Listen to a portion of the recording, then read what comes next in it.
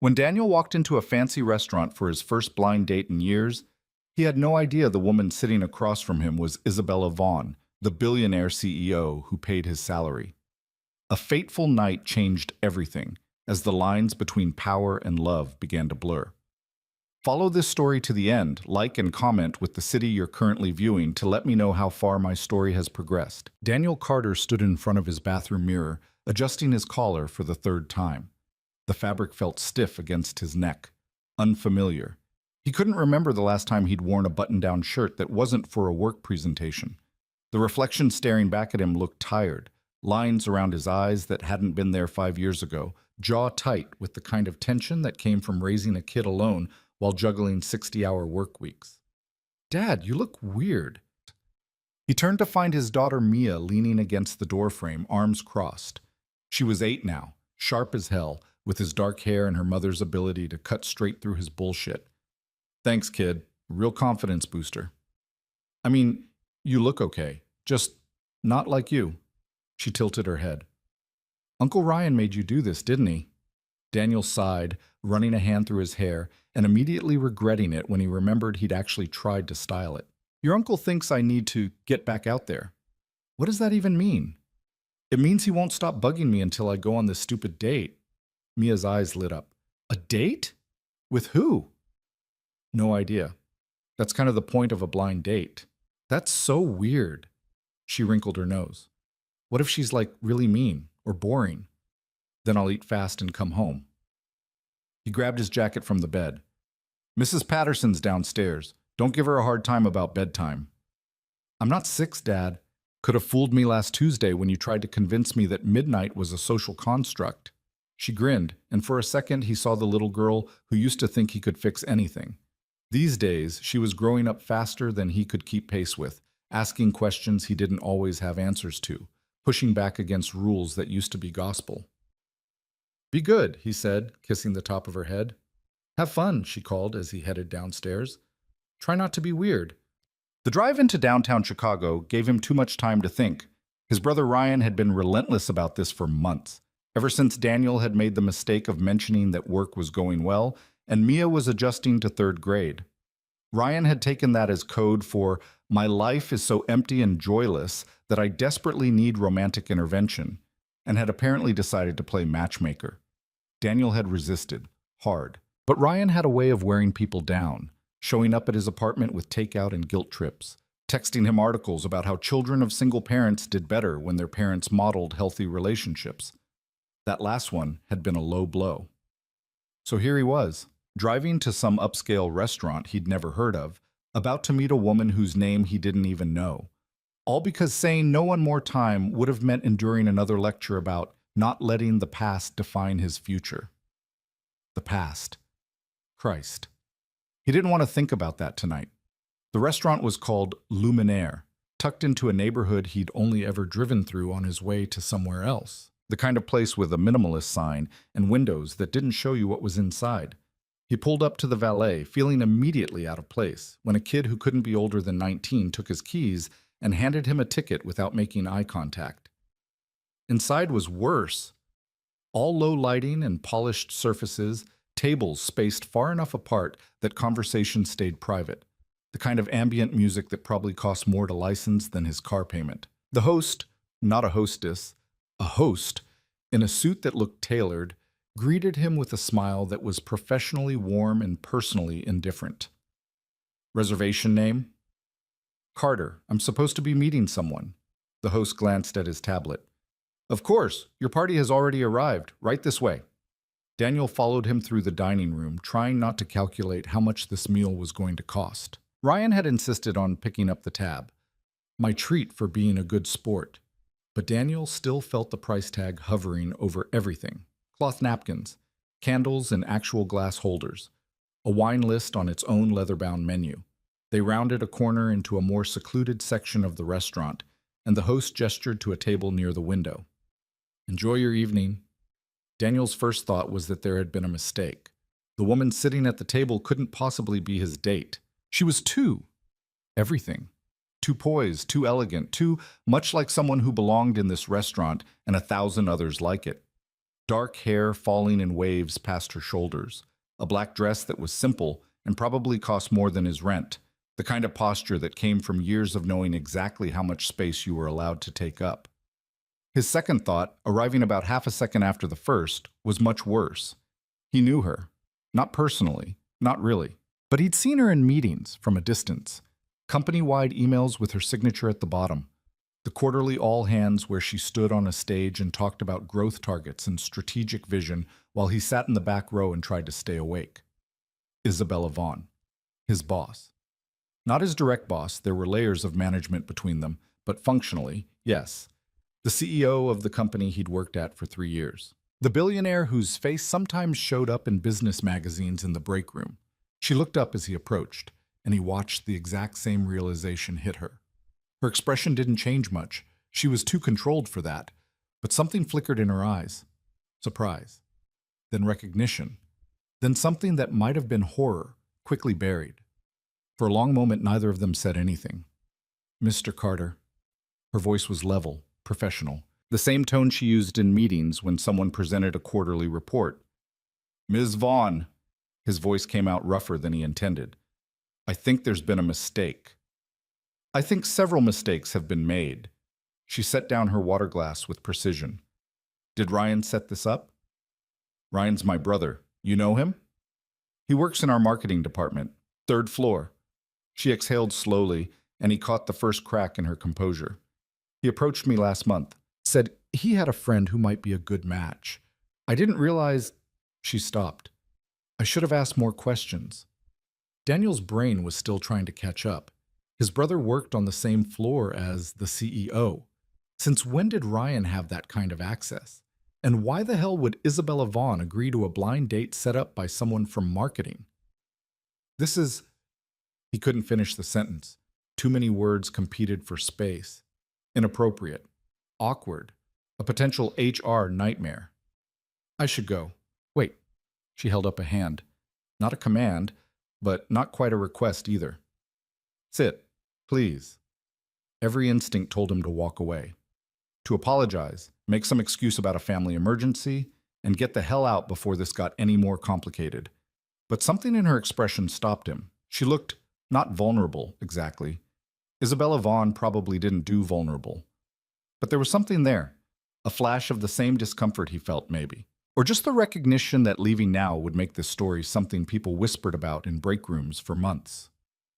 He sat. The silence stretched between them, filled only by the ambient noise of the restaurant. Silverware on plates. Low conversation from other tables. The soft jazz bleeding through speakers he couldn't see. I don't do this, Isabella said finally. Blind dates. Any dates, really. I told Ryan no. Multiple times. What changed? She picked up her wine glass, then set it down without drinking. He was persistent, and he made some valid points about work-life balance. Her mouth curved slightly, not quite a smile. Ironic, coming from someone whose idea of a vacation is checking email from a different time zone. Daniel recognized the deflection. He used the same technique with Mia when she asked questions he didn't want to answer. So you agreed to meet a complete stranger at an expensive restaurant because your employee thought you needed to get out more? When you put it that way, it sounds worse. I'm not sure there's a way to put it that sounds good. This time she did smile. Small, but real. Fair point. The waiter appeared then, impeccable timing or terrible luck. Daniel couldn't decide which. Good evening. Can I start you off with something to drink? Isabella glanced at Daniel, a question in her eyes. Are we doing this? He should say no. Should make excuses and leave and pretend this never happened. Monday morning, he'd see her in the all-hands meeting and they'd both act like they'd never met outside the context of office walls and corporate hierarchy. Scotch, he heard himself say. Neat. The Macallan 18 if you have it, Isabella added. Then, to Daniel, on me. Least I can do for the ambush. The waiter nodded and disappeared. Isabella folded her hands on the table, and Daniel noticed she wasn't wearing the rings she usually had on in meetings. No wedding band. He'd never heard anything about a husband, but also none of the other jewelry he'd seen. Just a simple watch that probably cost more than his car. So, she said, this is awkward. Understatement. We could leave, both of us. Pretend this never happened. Could we, though? Daniel leaned back in his chair. Tomorrow, I'm still going to know that my boss went on a blind date that my brother set up. You're still going to know that I own exactly one decent shirt, and it's the one I'm wearing right now. That's not information you can just forget. I forget things all the time. Quarterly reports, budget meetings, the names of half the people who work for me. She paused. That sounded worse than I meant it. Little bit, yeah. I meant, there are 5,000 people in this company. I can't know everyone. But you know me. I know of you. She met his eyes. Daniel Carter, Tech Operations. You fixed the server issue last year that saved us from losing a major client. You also filed a complaint about working conditions in the data center that led to a full review and updated safety protocols. He blinked. You remember that? I remember complaints that have merit, and people who aren't afraid to make them. The waiter returned with their drinks, and she waited until he left before continuing. You think I don't pay attention to what happens in my company? I think you have better things to do than memorize the name of everyone who sends an email to HR. Maybe I don't. She took a sip of her scotch.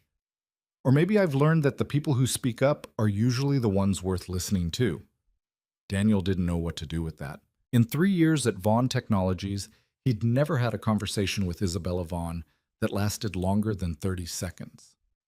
Most of what he knew about her came from company newsletters and the occasional elevator ride where they'd stood in silence while she typed on her phone. She was a name on a building, a signature on a paycheck. Not a person who remembered his complaint about faulty ventilation systems. Your turn, Isabella said. What do you know about me? Besides the fact that you're worth more money than I'll see in 10 lifetimes. Besides that.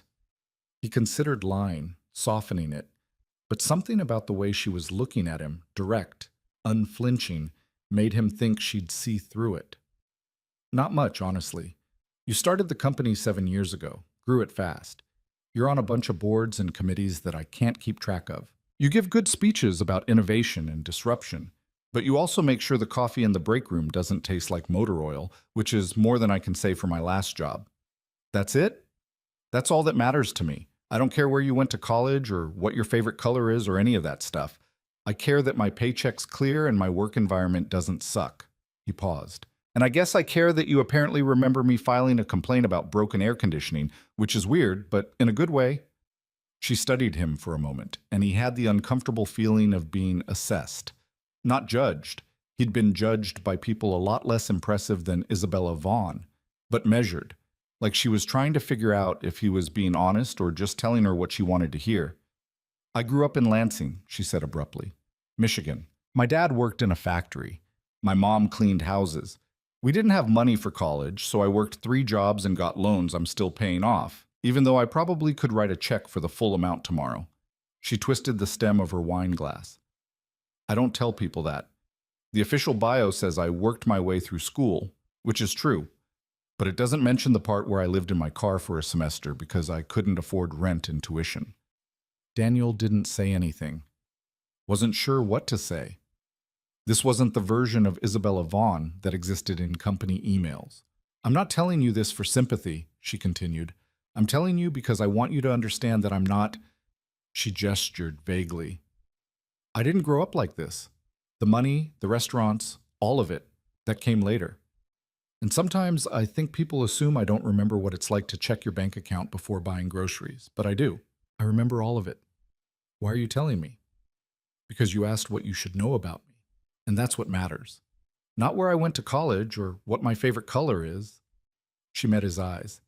And because if we're going to sit here and have this deeply uncomfortable conversation, we might as well be honest.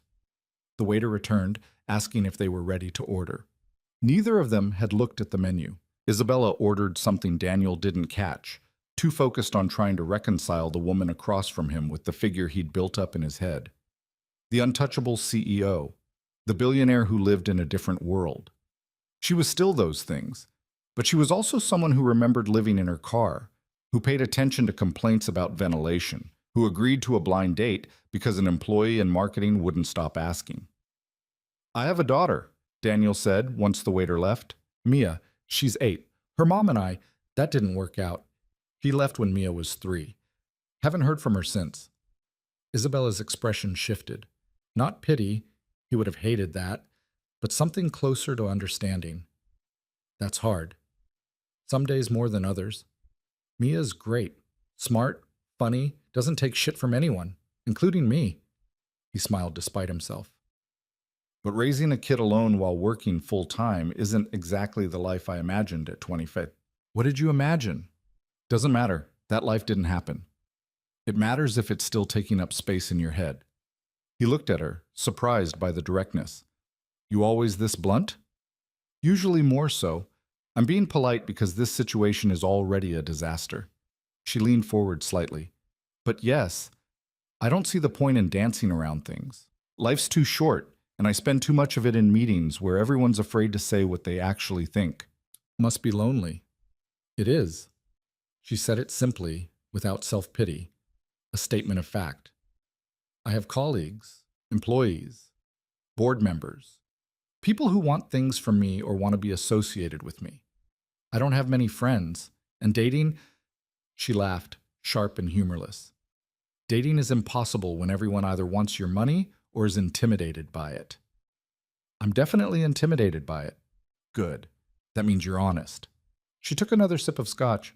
I agreed to this date because Ryan promised me you didn't know who I was, that you'd never Googled me or asked around. He said, you were a normal guy with a good heart who just needed to get out of the house more, which, in retrospect, was a massive red flag that I should have caught. Ryan's an idiot. Ryan's well-meaning. There's a difference. She paused. But yes, also an idiot. Their food arrived. Daniel's steak, Isabella's salmon, both plated like art installations. He picked up his fork and tried not to think about how much this meal cost. Tried not to think about Monday morning, when he'd go back to work and she'd still be the CEO and he'd still be the guy who kept the servers running. This can't happen, Isabella said quietly. You know that, right? What can't happen? This. Whatever this is. We work for the same company. I'm your boss, several layers removed, but still your boss. There are policies, rules, very good reasons why this is a terrible idea. I know. So we finish dinner, we go our separate ways, and Monday this never happened. Agreed. They ate in silence for a while. The food was good, better than good, but Daniel barely tasted it. His mind kept circling back to the way Isabella had looked when she talked about living in her car, the crack in the polished exterior. The suggestion that maybe the person sitting across from him was more complicated than the figure he'd built up in his head. I volunteer, he said, breaking the silence, at a community center on the south side, teaching kids basic computer skills, how to code, how to stay safe online, that kind of thing. Isabella looked up from her plate. Why? Because I grew up in a neighborhood where the schools couldn't afford decent technology. By the time I got to college, I was years behind everyone else. Had to teach myself everything. He set down his fork. I don't want other kids to have that same fight, so I volunteer, twice a week, when I can swing it. That's... She stopped, searching for words. That's good. Really good. It's selfish, too. Mia comes with me sometimes. I want her to understand that not everyone has what she has. That being comfortable means you have a responsibility to the people who aren't. You're a good father. I'm a tired father who's making it up as I go and hoping I don't screw up too badly. He picked up his glass. But I'm trying. That's all I've got. Isabella was quiet for a moment. When she spoke again, her voice was softer. I fund scholarships for kids from low-income families who want to go into STEM fields. Full ride, tuition, room and board, books, everything. I don't publicize it. There's no press release or photo op. She shrugged. I remember what it's like to want something and not be able to afford it, so I try to make it easier for other people. How many scholarships? This year, 43. She met his eyes. But if you tell anyone at work, I'll deny it. I don't want people thinking I'm doing it for good press. Why are you telling me? Because you told me about volunteering, and because... She hesitated. Because I'm tired of pretending I don't care about things. It's easier to be this cold, calculating CEO. People expect that, but it's exhausting. Daniel understood that better than he wanted to admit. The performance of holding everything together, of being strong and capable and never letting anyone see the cracks. They finished their meal, shared a dessert neither of them wanted, but both picked at out of obligation. Talked about things that didn't matter. Chicago winters, bad movies they'd seen recently, the best pizza in the city, safe topics. Easy conversation. When the check came, Isabella grabbed it before Daniel could even reach for his wallet. "This was my mistake," she said. "Well, Ryan's mistake, but I'm paying for it, literally. At least let me—" "Daniel." She looked at him, and there was something in her expression he couldn't quite name. "Let me do this, please." He nodded, watched her sign the check without even glancing at the total. Wondered what it must be like to have so much money that you didn't have to think about it. They stood, gathering their things. The restaurant had emptied out while they'd been talking, just a few other tables still occupied, couples leaning close in conversation, a group of businessmen on their fourth round of drinks. Outside, the valet brought their cars around. Daniel's aging Toyota looked worse than ever next to Isabella's sleek black Mercedes. She paused before getting in, turning to face him. "This was—" She stopped. "I don't know what this was." "Weird," Daniel offered. "Definitely weird. But not terrible." "No, not terrible." She smiled, small and genuine. "Monday. We go back to normal. You're an employee. I'm the CEO. This never happened." "Agreed." "Good." She opened her car door, then paused again. "Daniel?" "Yeah?" "Your brother's not entirely an idiot, just mostly." She drove away before he could respond, leaving him standing on the sidewalk with the valet and a head full of thoughts he didn't know what to do with. The drive home was quiet. Daniel's mind kept replaying moments from the dinner, the way Isabella had laughed at his joke about bad coffee, the crack in her voice when she'd talked about growing up poor, the look in her eyes when she'd said dating was impossible. His phone buzzed at a red light. "Ryan. How'd it go?" Daniel typed back, "We need to talk tomorrow." "That bad?" "That complicated." He didn't elaborate, tossed the phone onto the passenger seat and focused on the road. Mrs. Patterson was on the couch when he got home, watching some crime procedural with the volume low. She stood when he came in, gathering her purse and jacket. She was good. Went to bed at 9 without a fight. Miracle. "How was your evening?" "Interesting." That was the only word he could find that fit. "Really interesting." After Mrs. Patterson left, Daniel checked on Mia. She was asleep, sprawled across her bed with a book open on her chest. Some fantasy novel about dragons and magic. He marked her page, set the book aside, pulled the covers up. She stirred, eyes opening halfway. "Dad?" "Go back to sleep, kiddo." "Was it okay? The date?" "It was fine." "Just fine?" "Mia, sleep." She smiled, already drifting off again. "You look less weird now." He stood in her doorway for a moment, watching her breathe, thinking about Isabella's scholarships, his volunteering, the way they'd both admitted to being tired of pretending. His phone buzzed again. Another text, but not from Ryan this time. Unknown number. "This is Isabella.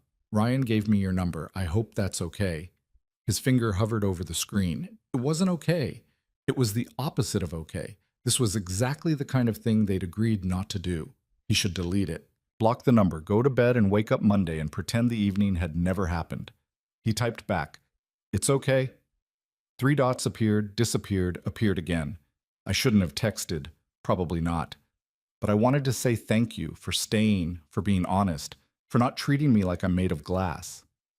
Daniel sat on the couch, staring at the message. Thought about all the reasons this was a bad idea. The policies. The power dynamics. The fact that he had a daughter to think about and couldn't afford to lose his job over something as stupid as texting his boss after a blind date. You're not made of glass. You're just a person who happens to have a lot of money and a fancy job title. Just a person. I like that. He should stop. Should say goodnight and put the phone away and let this end here. "Good night, Isabella." "Good night, Daniel." He deleted the conversation, sat in the dark living room for a while, thinking about everything and nothing. Monday would come. They'd go back to their separate worlds. This would be a story he'd tell himself sometimes, late at night when he couldn't sleep. The time he accidentally went on a date with a billionaire CEO and lived to tell the tale. That's what he told himself. But even as he climbed into bed and closed his eyes, he knew it wasn't true. Something had shifted. Something had changed.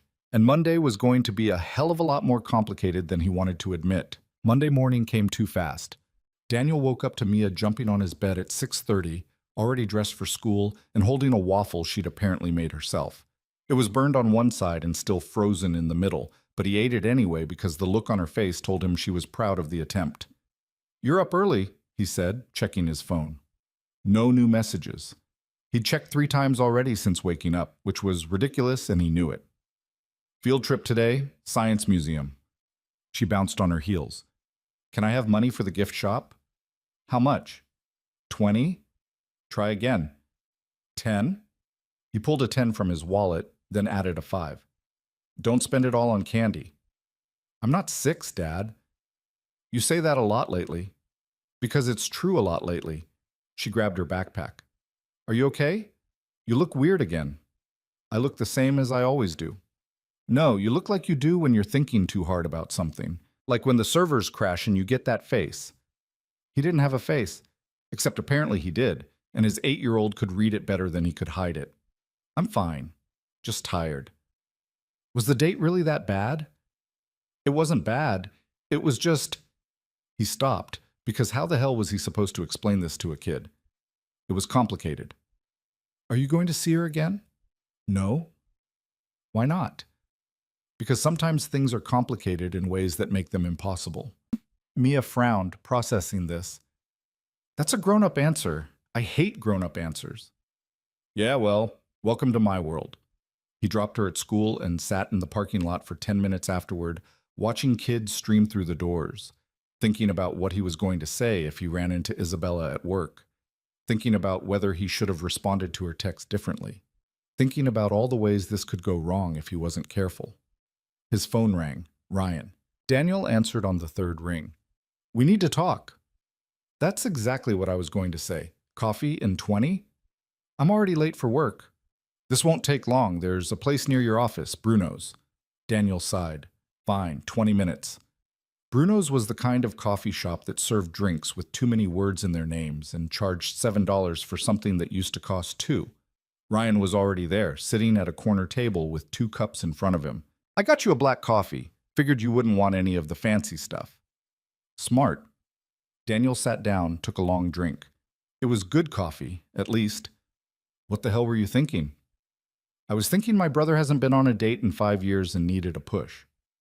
"A push is setting me up with someone from your gym or your book club or whatever. Not your boss, not the CEO of the company I work for." Ryan had the grace to look embarrassed. "I didn't think it would be a problem. You work in different departments, different floors. It's not like you'd run into each other every day." "That's not the point." "Then what is the point?" Daniel set down his cup harder than he meant to. "The point is that there are about 1,000 ways this could blow up in my face. HR policies, workplace gossip, the fact that she could fire me with a phone call if things went south. She wouldn't do that. You don't know that." "Actually, I do." Ryan leaned forward. "Isabella's not like that. She's fair. She cares about her employees. Hell, she remembered your name from one complaint you filed 2 years ago. Does that sound like someone who'd fire you over a bad date?" "It sounds like someone who pays attention, which makes this whole thing even more complicated." Ryan was quiet for a moment, stirring his coffee even though it didn't need stirring.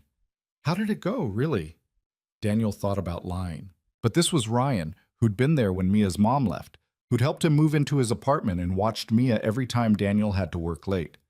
They didn't keep secrets from each other, not the important ones anyway. "It went well, too well." "What does that mean?" "It means we talked, really talked. And she's not..." He struggled to find the words. "She's not who I thought she was. She's funny and smart, and she grew up poor and she funds scholarships for kids who can't afford college. She's real, Ryan, and that makes this so much worse." "Why worse?" "Because now I can't just write her off as some untouchable billionaire who lives in a different world. Now she's a person I actually liked talking to." Ryan smiled, the kind of smile that made Daniel want to punch him. "So you like her?" "I didn't say that. You didn't have to." It doesn't matter if I like her. We agreed it was a one-time thing. We're going back to normal today. And you believe that? I have to believe that. Ryan picked up his coffee, studying Daniel over the rim. You know what your problem is? I'm sure you're about to tell me. You're so busy protecting yourself that you never let anything good happen. You've been alone for 5 years because you're terrified of getting hurt again. I'm alone because I have a daughter to raise and a job that takes up 60 hours a week. Bullshit. You're alone because it's easier than being vulnerable. Ryan set down his cup. I'm not saying you should chase after Isabella Vaughn and risk your job. I'm saying maybe don't close the door before you know what's on the other side. You sound like a greeting card. I sound like someone who wants his brother to be happy. Daniel didn't have a response to that. He finished his coffee in silence, checked the time. I need to get to work. Think about what I said. I'll think about how you ambushed me with my boss and almost gave me a heart attack. That too, Ryan grinned. But seriously, think about it. The office felt different when Daniel walked in. Nothing had changed. Same gray cubicles, same hum of computers, same smell of burnt coffee from the break room. But everything felt off-kilter, like someone had tilted the world a few degrees and he was the only one who noticed. He made it to his desk without running into anyone important. Logged in, checked his email. 43 unread messages, most of them automated alerts from systems that probably didn't need monitoring but sent notifications anyway. Carter. He looked up.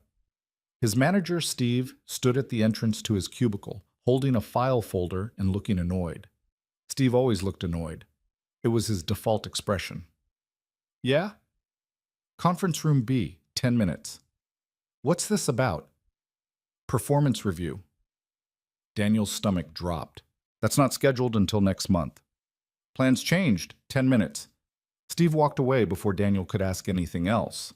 Performance reviews didn't just move up without reason, especially not to a random Monday in April. Daniel's mind immediately went to the worst-case scenario. Someone had seen him with Isabella. Someone had reported it. He was about to get fired for fraternizing with a superior, even though they hadn't fraternized. They just had dinner and a conversation and a text exchange that he'd deleted. He should have blocked her number. Should have made it clear that this couldn't happen. Conference room B was small and windowless, the kind of room where bad news got delivered. Steve was already there, along with someone from HR whose name Daniel could never remember. Linda? Lydia? She had a laptop open and an expression that gave away nothing. Sit down, Daniel. Steve gestured to a chair. Daniel sat. What's going on? We've received some concerns about your work. Concerns? Specifically regarding your access to financial systems. The HR woman, definitely Lydia, turned her laptop to face him. On the screen was a spreadsheet, highlighted cells showing transactions Daniel had never seen before. Can you explain these? He leaned forward, scanning the data. They were system transfers, moving small amounts between accounts. Nothing huge, $50 here, $100 there, but enough to add up. And they were all tagged with his login credentials. I didn't do this. These show your username and password. I don't care what they show. I didn't do this. His voice came out sharper than he intended. I have access to those systems for maintenance, not transactions. I've never moved money between accounts. That's not my job. Steve exchanged a glance with Lydia. We need to investigate. Investigate what? Someone's using my credentials. That's fraud, not a performance issue. We understand your position, but until we can verify... Verify what? That I'm not stealing from the company? Daniel stood up, chair scraping against the floor. I've worked here for 3 years.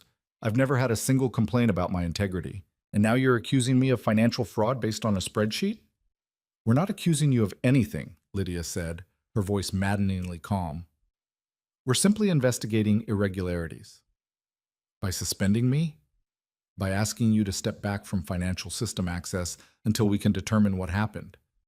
It took everything Daniel had not to walk out, to not tell them exactly where they could shove their investigation.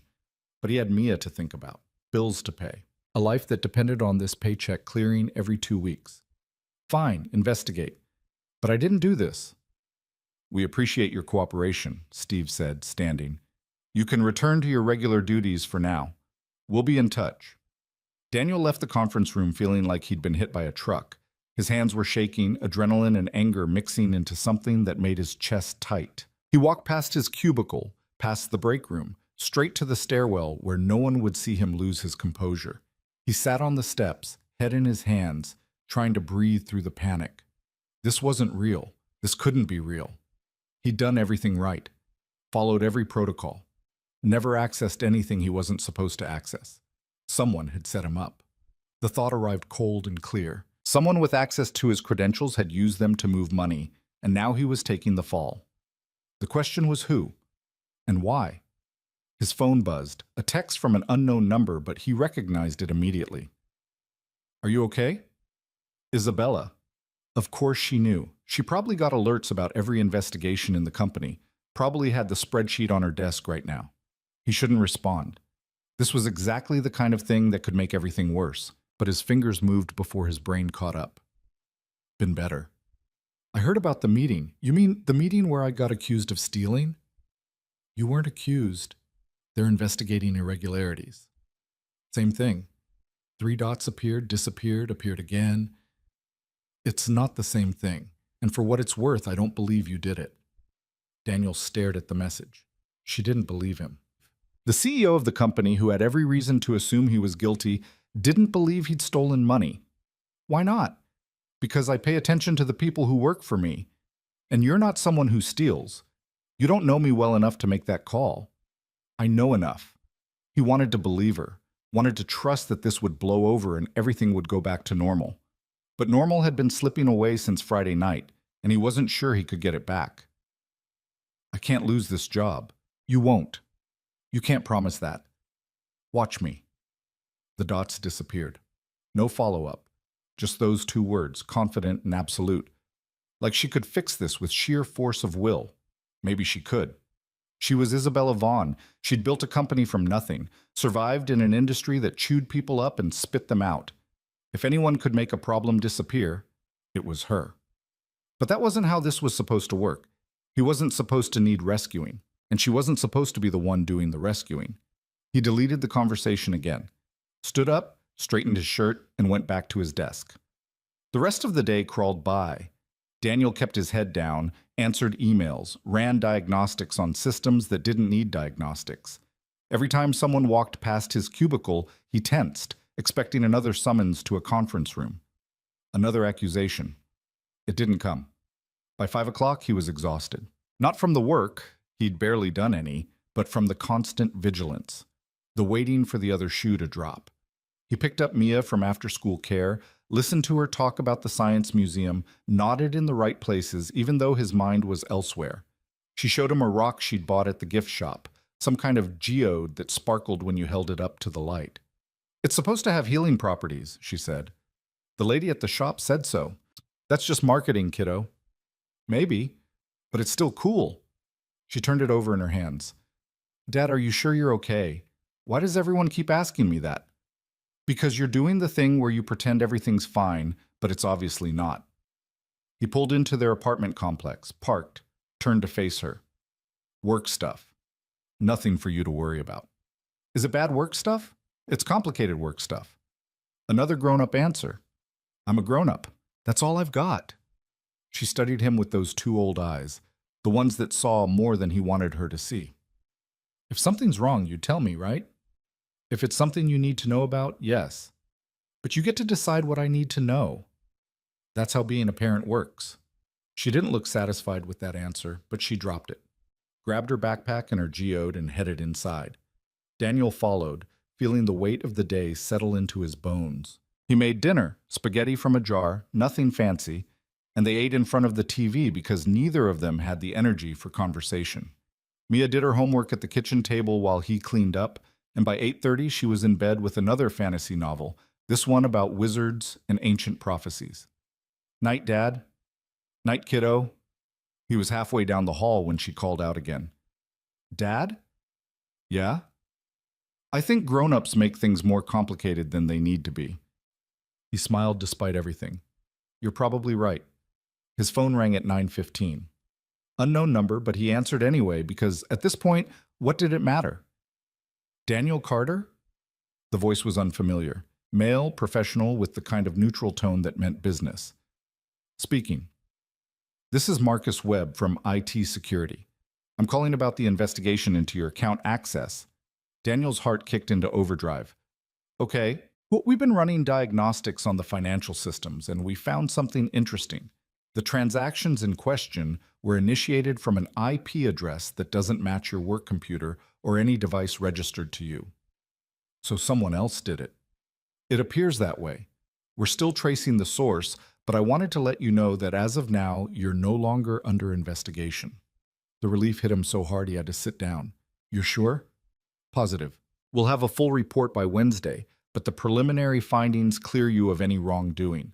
Someone compromised your credentials and used them without authorization. Who? We're working on that, but you should know, this wasn't random. Someone targeted your account specifically. Why? That's what we're trying to figure out. Marcus paused. In the meantime, we've reset your passwords and added additional security measures. You should be able to access your systems normally tomorrow. Thank you. Just doing my job. Have a good night, Mr. Carter. The line went dead. Daniel sat on the couch, phone still in his hand, trying to process what he'd just heard. Someone had targeted him, set him up. And if Marcus was right, it wasn't random, which meant someone wanted him gone, or at least wanted him to look guilty. The question was who, and whether this had anything to do with Friday night. His phone buzzed. Another text from Isabella. I heard. I'm glad it's resolved. How did you hear? The guy from IT just called me 10 minutes ago. I asked to be updated on the investigation. Why? Because I don't like seeing good people get screwed over for things they didn't do. He should thank her and leave it at that. Should maintain the professional distance they'd agreed on. But something in her message, the directness, the lack of corporate speak, made him want to push back. Is that the only reason? The response took longer this time, long enough that he thought maybe she wasn't going to answer. No. What's the other reason? Because I can't stop thinking about Friday night. Daniel's breath caught. This was dangerous. This was exactly the kind of thing they'd said they wouldn't do. Isabella, I know we said we'd go back to normal. I know this is a bad idea, but I'm tired of pretending. Pretending what? That I didn't feel something when we talked. That I don't want to see you again. He stared at the message for a long time. Thought about all the reasons this was impossible. The power dynamics, the workplace policies, the fact that his job had almost been destroyed today, and getting involved with his boss was a guaranteed way to make that happen again. But he also thought about the way she'd looked at him across the table, the way she'd trusted him with her story, the way she'd said she remembered what it was like to be poor, to struggle, to be someone other than the person everyone assumed she was. This is a terrible idea. I know. We could both lose a lot. I know that too. So why are you telling me this? Because I'm 30 years old and I've spent the last 7 years building a company and forgetting how to be a person. And then I met you, and for the first time in years, I remembered what it felt like to connect with someone. Really connect. Not because they want something from me or because I'm useful to them, but because we actually understood each other. Daniel closed his eyes. This was the moment where he could walk away, block her number, pretend this conversation never happened. It would be the smart thing, the safe thing. I felt it too. So what do we do? I don't know. Can I see you again? Every rational part of his brain screamed no, but the part of him that had felt alive for the first time in years during that dinner, the part that had deleted her texts but couldn't stop thinking about them, that part was louder. When? Tomorrow night, after work, somewhere private. Where? My place. That was even worse. Going to her apartment crossed every line they'd drawn, but maybe that was the point. Maybe they'd already crossed those lines the moment they'd sat down at that restaurant and decided to stay. Send me the address. You're sure? No, but I'm doing it anyway. Okay. Tomorrow, 7 o'clock. He deleted the messages, sat in the dark living room, heart pounding, wondering what the hell he'd just agreed to. Tuesday at work was quieter. Daniel got his system access back, received a formal apology from Steve that sounded about as sincere as a corporate training video, and spent the day fixing problems that didn't require him to think too hard. He kept his head down, avoided the break room, and didn't make eye contact with anyone he didn't have to. Isabella sent him her address at noon, A building in the Gold Coast, the kind of neighborhood where doormen wore suits and parking spots cost more than his monthly rent. He looked it up on his phone during lunch, zooming in on the street view, trying to imagine walking through that door. This was insane. This was career suicide waiting to happen. But at 6:30, he found himself texting Mrs. Patterson to ask if she could watch Mia for a few hours. And at 7, he was standing in front of Isabella's building, telling the doorman he was expected. The elevator ride to the 23rd floor felt like it took an hour. His reflection in the mirrored walls looked exactly how he felt, nervous, out of place, like he was about to make a mistake he couldn't take back. The doors opened. He found her apartment number, knocked before he could talk himself out of it. Isabella answered immediately. She was dressed down, jeans and a sweater, hair pulled back, no makeup that he could see. She looked younger like this, less like a CEO, and more like the person he'd talked to at dinner. "Hi. Hi." He stepped inside, taking in the space. It was nice. Of course it was nice, but not as overwhelming as he'd expected. Hardwood floors, big windows overlooking the city, furniture that looked comfortable instead of expensive, books on shelves, a laptop open on the coffee table, signs of a life actually lived here. "Can I get you something? Water? Wine? I have beer if you prefer." "Isabella." She stopped, looked at him. "Why am I here?" She didn't answer right away. Walked to the window, stared out at the lights stretching across Chicago. When she finally spoke, her voice was quiet. "Because I'm tired of being careful. I'm tired of making smart decisions that leave me alone at the end of the day. I'm tired of pretending I don't want things I'm not supposed to want." She turned to face him. "And I want this. I want you. Even though it's stupid and risky and could blow up in both our faces." Daniel crossed the room, stopped a few feet away from her. Close enough to see the uncertainty in her eyes. The vulnerability she usually kept buried under layers of control. "I have a daughter. A life that depends on me making smart choices. I can't afford to lose my job." "I know. If this goes wrong, I'm the one who gets destroyed, not you. You're the CEO. I'm just what? Just an employee?" Her voice sharpened. "You think that's all you are to me?" "I think that's what the world will see. The power dynamic, the scandal. You'll survive it. I won't. So we're careful." "How? How do we be careful when everyone at work knows your face and mine? When one wrong look in the hallway could start rumors?" "We figure it out."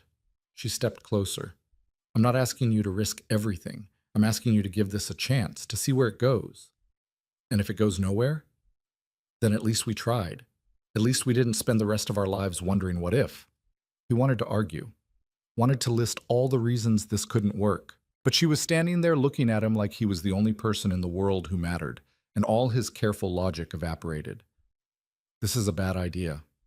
Terrible idea. We're both going to regret this. Probably."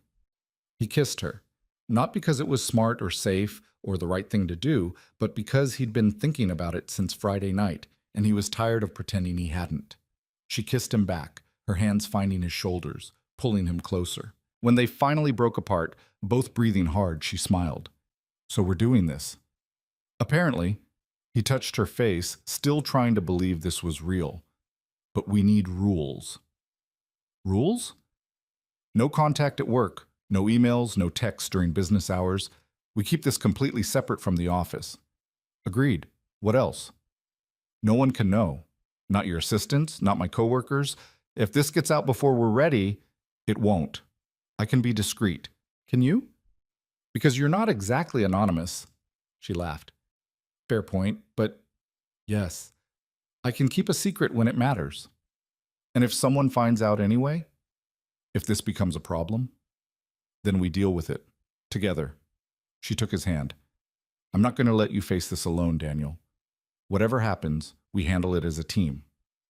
He wanted to believe her, wanted to trust that they could navigate this without destroying each other. But the part of him that had been burned before, the part that knew how badly things could go wrong, kept whispering warnings he couldn't quite silence.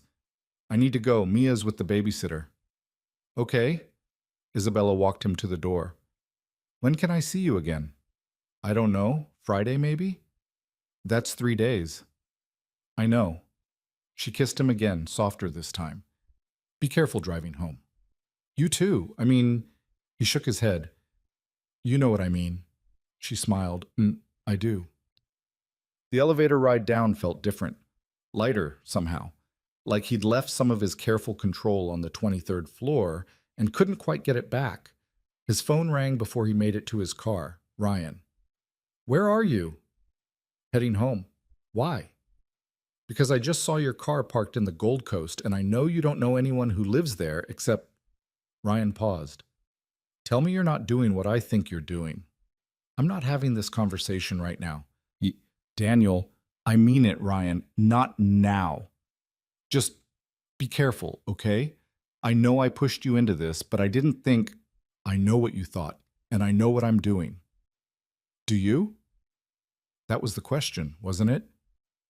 Daniel ended the call, drove home through streets that looked exactly the same as they had an hour ago, even though everything felt different. Mrs. Patterson left as soon as he got back. Mia was already asleep, homework done, dishes in the sink. He stood in her doorway for a long time, watching her breathe, thinking about all the ways this could go wrong. But also thinking about the way Isabella had looked at him, the way she'd said they'd handle it together. Maybe that was enough. Maybe it had to be. His phone buzzed one last time before he went to bed. Thank you for coming over. Thank you for asking me. Good night, Daniel. Good night.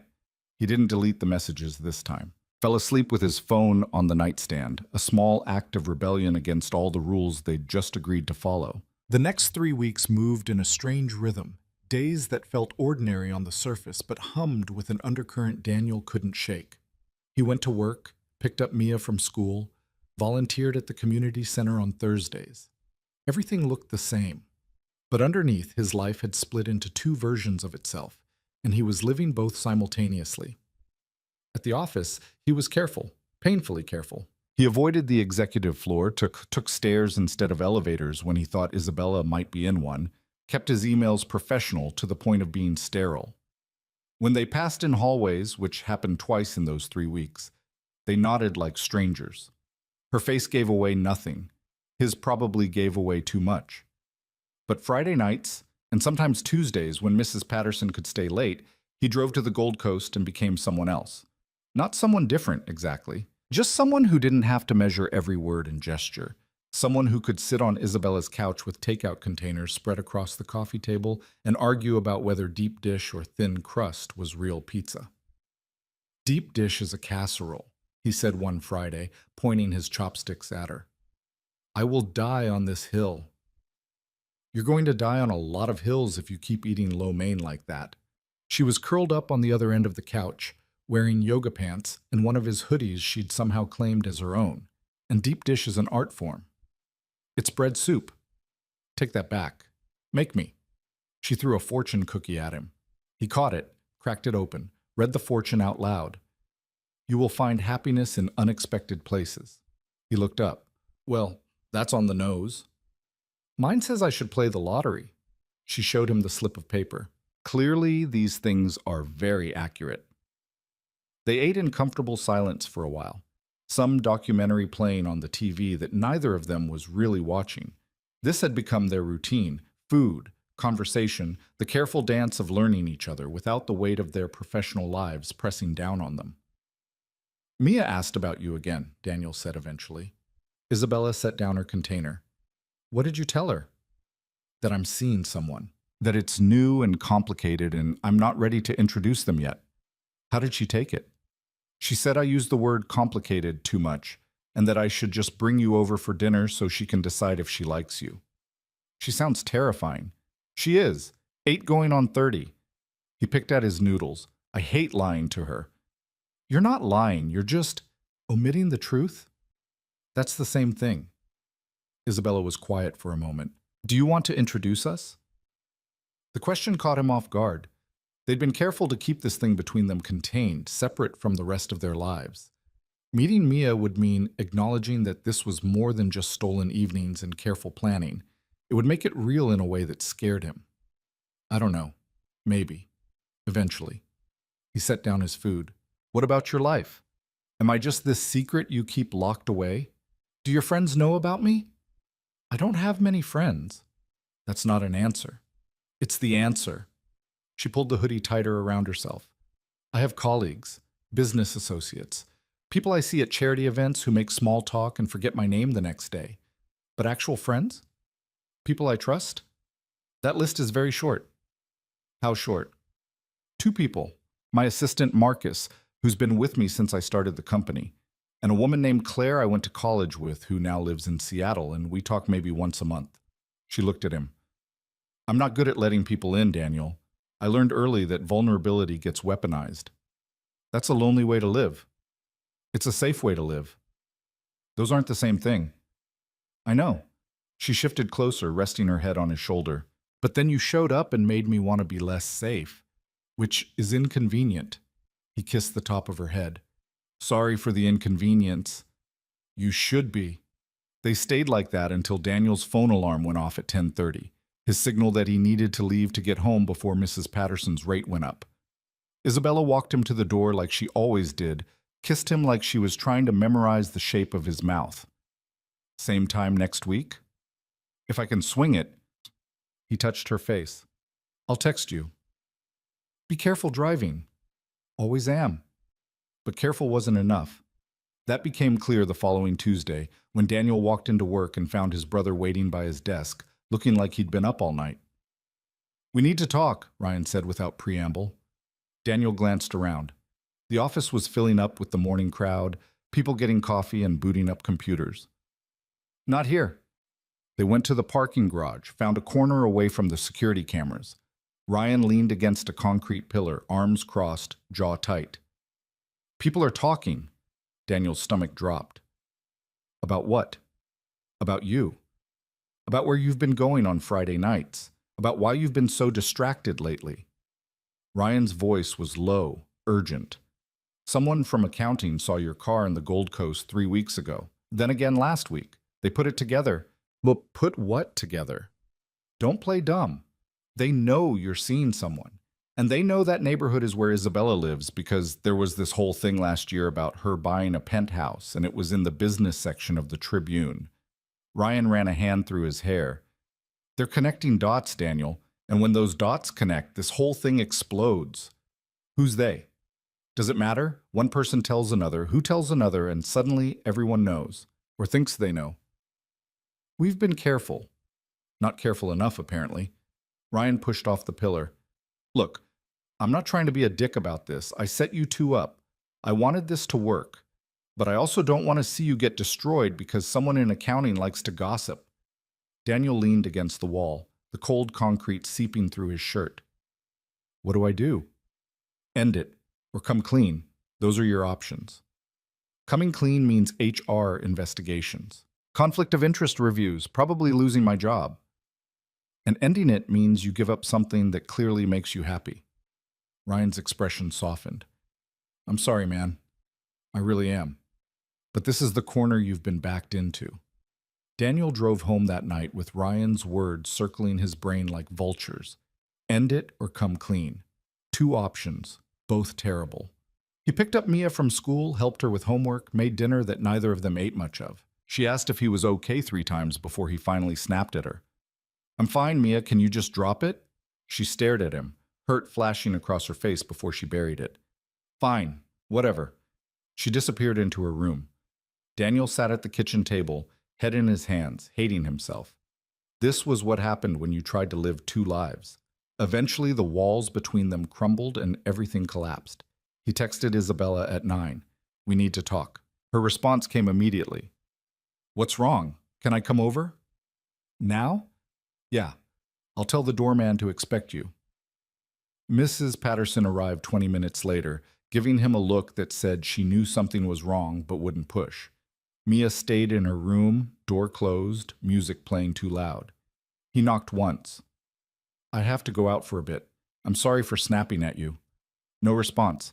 He left anyway because staying would mean explaining things he didn't know how to explain. Isabella opened her apartment door before he could knock.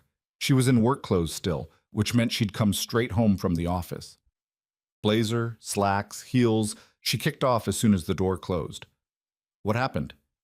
He told her everything, Ryan's warning, the gossip spreading through accounting, the way people were starting to notice patterns. She listened without interrupting, her expression growing more closed off with each sentence. So they know, she said when he finished. They suspect. No one has proof, but it's only a matter of time. What do you want to do? I don't know. Ryan said I should either end this or come clean, but both of those options are... He stopped. I can't lose my job, Isabella. Mia depends on me, and I can't drag you through some HR nightmare because I was stupid enough to think we could keep this hidden. You weren't stupid. I was the one who pushed for this. We both pushed for this. We both knew the risks. She walked to the window, that same spot where she'd stood the first night he came over. The city lights stretched out behind her, millions of people living their lives without having to choose between love and survival. What if we did come clean? She said quietly. You heard what I just said. I heard you, but what if there was a way to do it that didn't destroy you? She turned to face him. I could restructure some policies. Make it clear that relationships between employees at different levels are permitted as long as they're disclosed and managed properly. Create protection so you can't be fired or retaliated against. That's not how the world works. It's how my company works if I say it does. Isabella, you can't just rewrite the rules because we're sleeping together. I'm not rewriting them for us. I'm rewriting them because they're outdated and unfair, and they punish people for being human. Her voice sharpened. You think you're the only person in this company who's ever fallen for someone they work with? You think rigid policies that force people to choose between their jobs and their personal lives actually help anyone? That's not the point. Then what is the point? That we should hide in shadows because other people might talk? That we should end something good because it's inconvenient for corporate structure? She crossed the room, stood in front of him. I spent 7 years building this company. I get to decide what values it represents. And I'm deciding that it doesn't punish people for being in relationships. People will say you're doing it for me, that you're abusing your power. Let them. I'll survive gossip. I've survived worse. But will I? He took her hands. You keep talking about protecting me, but you can't protect me from everything. If we go public with this, I become the guy who slept his way into the CEO's good graces. That's the story people will tell. Not the one about us meeting on a blind date or actually liking each other, just the scandal. So we give them a different story. How? She was quiet for a long moment, thinking. We own it. We tell the truth before the rumors get too loud. We disclose the relationship through proper channels, we follow whatever protocols HR sets up, and we make it clear that this is legitimate. Not some sordid affair, but two adults who met and connected and decided to see where it goes. You're really willing to do that? Put yourself and your company through that scrutiny? For you? Yes. She said it simply, like it was the most obvious thing in the world. I told you I wasn't going to let you face this alone. I meant it. Daniel wanted to believe her, wanted to trust that they could navigate this without losing everything. But the part of him that had been raised to play it safe, to never take risks he couldn't afford, kept pushing back. I need time to think. Okay? And I need you to really consider what you're offering. Because once we do this, we can't undo it. Your reputation is on the line too. I know what I'm risking. She pulled him close. Do you? He kissed her instead of answering, because he didn't have an answer. Not yet. Not when everything felt like it was moving too fast and spinning out of control. He left an hour later, more confused than when he'd arrived. Drove home through empty streets, trying to untangle his thoughts. By the time he got back, Mia was asleep, and Mrs. Patterson was watching TV with the volume down. Everything okay? She asked as she gathered her things. Getting there. She gave him a look that said she didn't believe him, but wouldn't push. That daughter of yours is stubborn, gets it from you. Great. That's just what I needed to hear. After she left, Daniel checked on Mia. She was sprawled across her bed again, book open on her chest. He marked the page, set it aside, pulled the covers up. She stirred but didn't wake. His phone buzzed with a text from Isabella. Whatever you decide, I'm with you. He set the phone down without responding. Lay in bed staring at the ceiling, weighing impossible choices against each other until exhaustion finally pulled him under. The decision came Thursday night, but not from him. Daniel was at the community center, helping a 12-year-old named Marcus debug some Python code when his phone rang. Unknown number. He almost didn't answer. Daniel Carter? Speaking. This is Jennifer Park from HR. I'm going to need you to come in tomorrow morning for a meeting, 9 a.m. His blood went cold. What's this about? I'd rather discuss it in person. Conference room A. Don't be late. She hung up before he could ask anything else. Daniel stared at his phone, stomach churning. This was it. Someone had reported their suspicions. HR was calling him in, and if they were calling him, they were probably calling Isabella too. He texted her as soon as he got to his car. HR wants to see me tomorrow morning. Me too, 10 a.m. They know, probably. What do? We tell the truth. He drove home on autopilot, barely registering the road. Mia was at a friend's house for a sleepover, which meant he had the apartment to himself. He should have been grateful for the quiet. Instead, it just gave him more space to spiral. His phone rang at 8. Isabella. Hi. Hi. Her voice sounded steadier than he felt. Are you okay? Not even a little bit. Yeah, me neither. He heard ice clinking in a glass. I've been through a lot of difficult meetings in my life. Board reviews, investor presentations, federal audits. This might be the worst one. At least you'll have answers afterward. That's not as comforting as you think. She paused. Daniel, whatever happens tomorrow, don't make promises you can't keep. I was going to say that I don't regret this. Any of it. Even if it all falls apart tomorrow, I don't regret meeting you. He closed his eyes. I don't regret it either, but that doesn't make it hurt less. I know. They stayed on the phone for another hour, talking about nothing important because the important things were too heavy to carry. Eventually, Isabella yawned and said she needed to sleep. Daniel said the same, even though he knew he wouldn't. Good luck tomorrow, she said. You too. Daniel? Yeah? Whatever they ask, just tell the truth. Don't try to protect me. Don't try to make it sound better than it is. Just be honest. Okay. Promise me. I promise. Friday morning arrived too fast. Daniel got to the office at 8:45, stopped by his desk to drop off his bag, and headed straight to conference room A. Jennifer Park was already there, along with Steve and someone from legal whose name Daniel didn't catch. All three of them had the same carefully neutral expression. Mr. Carter, thank you for coming. Jennifer gestured to a chair. Please sit. He sat, folded his hands on the table to keep them from shaking. We've received some concerns about your conduct outside of work, Jennifer began, specifically regarding a relationship you may be having with another employee. Okay. Can you tell us if you're currently involved in a romantic or sexual relationship with anyone who works at Vaughn Technologies? This was the moment. The point where he could lie, deny everything, and hope the rumors died down. Or he could do what Isabella asked and tell the truth. Yes, I'm seeing someone who works here. Jennifer's expression didn't change, but something flickered in her eyes. Can you tell us who? Isabella Vaughn. Steve's eyebrows shot up. The legal guy wrote something down. Jennifer just nodded like she'd expected it. How long has this relationship been going on? About 3 weeks. We met on a blind date about a month ago. Neither of us knew we worked together until we saw each other at the restaurant. And you continued the relationship despite the conflict of interest? We tried not to. We agreed it was a bad idea, but he stopped, choosing his words carefully. We kept seeing each other anyway. Were you aware of company policies regarding relationships between employees at different organizational levels? Yes. And you chose to violate those policies anyway? I chose to see someone I cared about. I didn't think of it as violating policy. I thought of it as my personal life. Jennifer exchanged a glance with the legal guy. Mr. Carter, you understand that Ms. Vaughn is not just another employee. She's the CEO. The power dynamic in this relationship is significant. I know who she is. Do you feel that you were coerced or pressured into this relationship in any way? That question landed like a punch. No, absolutely not. If anything, I was the one who hesitated.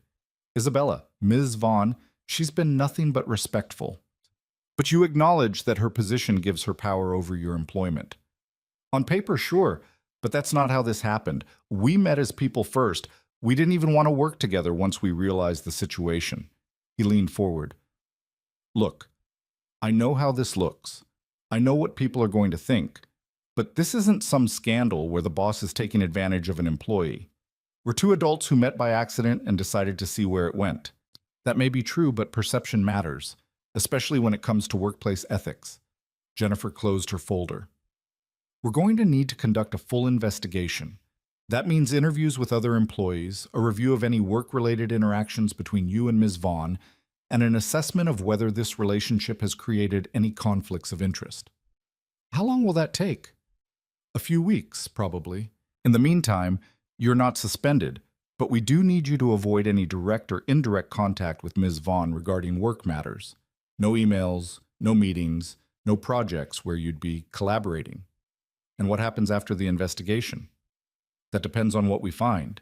Jennifer stood, signaling the meeting was over. We'll be in touch. You're free to return to your desk. Daniel left the conference room feeling like he'd been hit by a truck. His hands were still shaking. His heart was racing. He made it to the bathroom before his legs gave out, sitting in a stall with his head between his knees, trying to breathe through the panic. This was real. This was happening. And whatever happened next was out of his control. His phone buzzed, a text from Isabella. How did it go? About as bad as expected. You? Same. They're investigating. I know, they told me. I'm sorry. Don't be. We knew this was coming. He wanted to say more. Wanted to tell her he was scared and angry and regretting everything. But they'd been told to avoid contact, and texting probably counted. I should go. Okay. We'll figure this out. Yeah.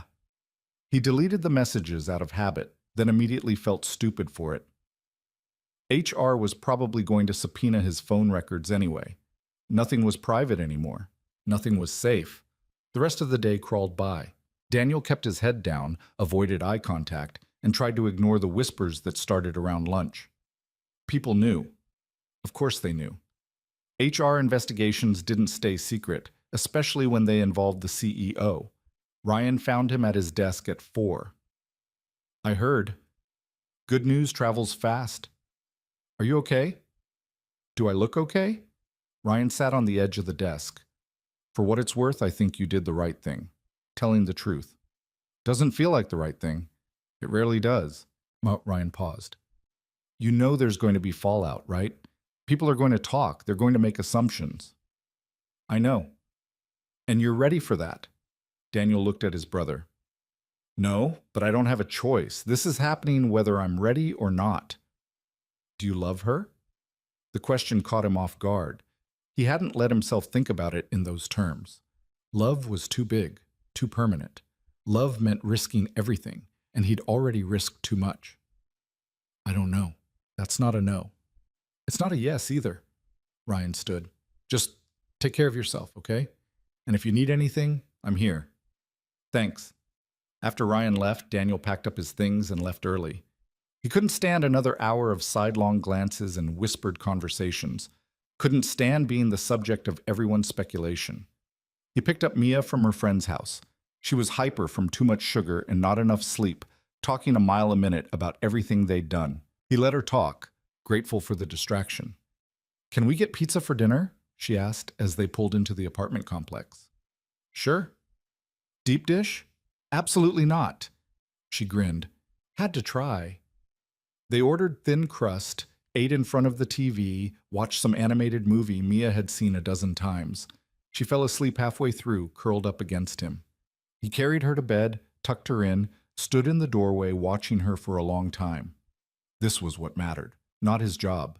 Not his relationship. Not HR investigations or workplace gossip. Just this. His daughter, safe and asleep, trusting that he'd figure everything out. He just hoped he could live up to that trust. His phone buzzed at midnight. Isabella calling. Hey. Hey. Her voice was rough, like she'd been crying. I needed to hear your voice. Rough day. You could say that. She exhaled slowly. They asked me if I coerced you, if I used my position to pressure you into this relationship. What did you say?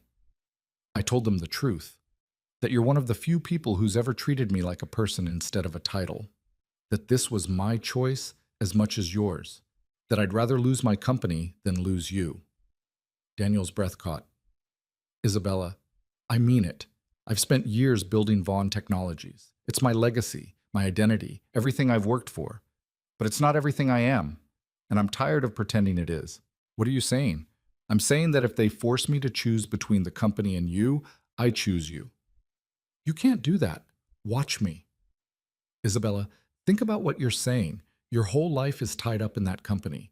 Your employees depend on you. The scholarships you fund, the people you help, all of that goes away if you walk away. Or maybe it doesn't. Maybe I find new ways to help people. Maybe I build something different. She paused. I'm not saying I want to leave. I'm saying I'm willing to if that's what it takes. Daniel closed his eyes.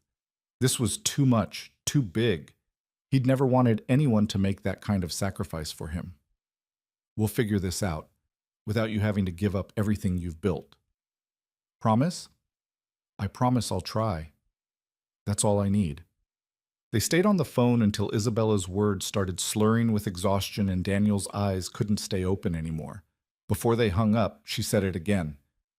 I don't regret this. Neither do I. He meant it. Even with everything falling apart around them, even with the investigation and the gossip and the uncertain future, he didn't regret meeting her, didn't regret taking the risk. He just hoped that would be enough when everything finally came crashing down. The investigation dragged on for 2 weeks that felt like 2 months. Daniel went to work every day, did his job, and pretended not to notice the way conversations stopped when he walked into the break room. People were polite to his face and brutal behind his back. He knew because Ryan kept him updated, even when Daniel told him to stop. They're saying you're using her for money, Ryan reported one Tuesday over lunch. They ate in Daniel's car because the cafeteria had become unbearable. That she's having some kind of midlife crisis. That you're both idiots who deserve whatever happens. Anything else? Someone started a pool on how long until you get fired. Great. What are the odds? You don't want to know. Daniel took a bite of his sandwich, barely tasting it.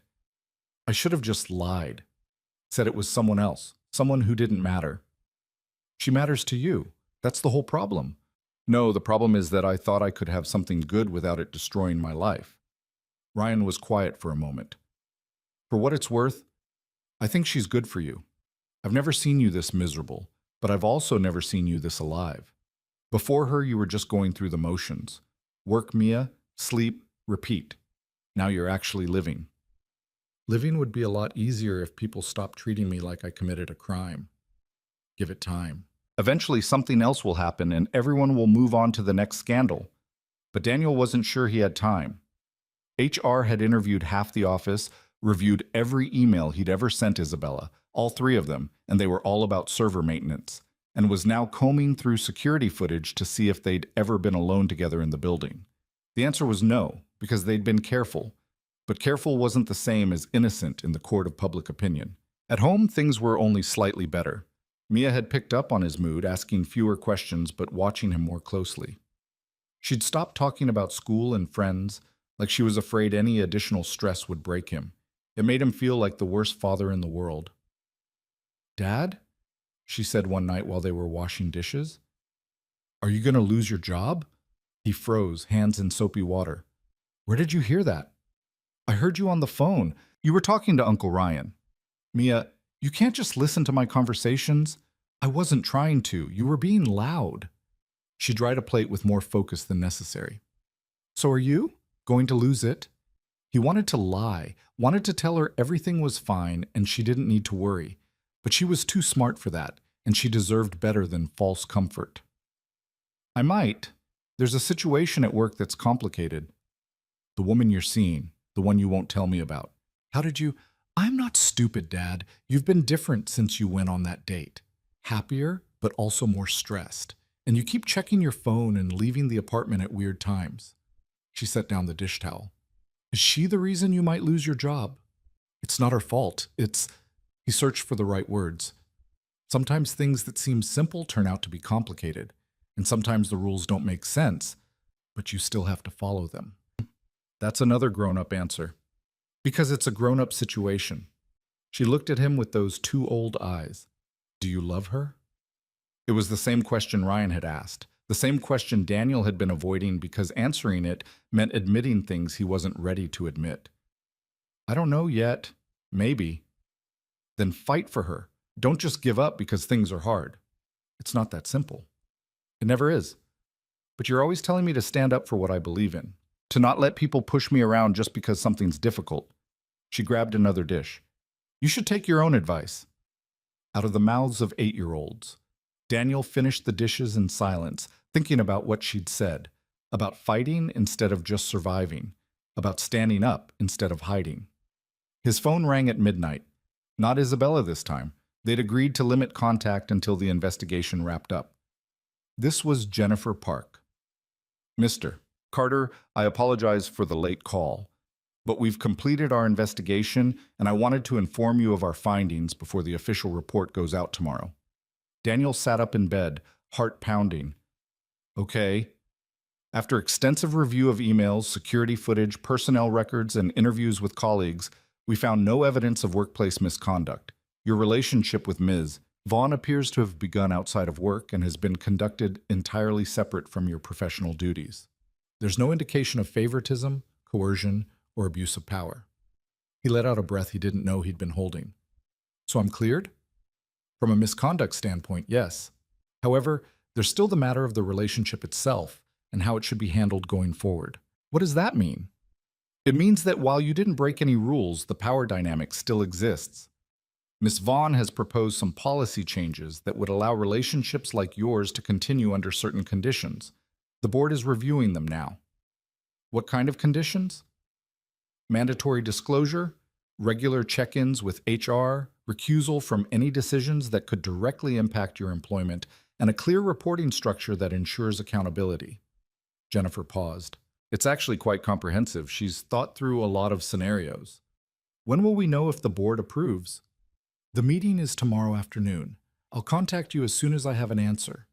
Her voice softened slightly. For what it's worth, Mr. Carter, I believe Ms. Vaughn's proposal has merit. Workplace relationships happen. Pretending they don't just forces people into impossible situations. Thank you for being fair about this. Just doing my job. Have a good night. After she hung up, Daniel lay in the dark, processing. They'd been cleared of misconduct. Isabella had drafted new policies. The board was reviewing them tomorrow. It could still go wrong, boards were unpredictable. But for the first time in weeks, there was a path forward that didn't end in disaster. He wanted to call Isabella, to tell her what Jennifer had said. But it was almost 1 a.m, and she'd need to be sharp for the board meeting. Instead, he sent a text. HR called. We're cleared of misconduct. Your policies go to the board tomorrow. The response came immediately, like she'd been waiting by her phone. I know, Jennifer copied me on the report. Can't sleep? Not even a little bit. You? Same. Want to break our no contact rule? Desperately. My place, 20 minutes. Daniel looked at the clock, looked at Mia's closed door, looked at his keys on the nightstand. This was stupid, reckless, everything they'd been trying to avoid. I'll be there in 15. He left a note for Mia in case she woke up. Emergency at work, back soon, and drove to the Gold Coast, breaking at least 3 traffic laws. Isabella opened the door before he could knock, pulled him inside, kissed him like she'd been drowning, and he was air. We're not supposed to be doing this, he said between kisses. I don't care. The investigation just cleared us. We can't… Daniel. She pulled back, hands on his face. Shut up. So he did. Let her lead him to the couch. Let himself get lost in the feel of her, the taste of her, the way she said his name like it was the only word that mattered. They didn't talk about the investigation or the board meeting or what would happen if this all fell apart. They just existed in the moment, stealing time they probably shouldn't be stealing. Later, tangled together on the couch with the city light streaming through the windows, Isabella traced patterns on his chest. I'm scared, she said quietly. Of what? Tomorrow. The board. They could reject everything I've proposed. They could force me to choose between the company and you. What would you choose?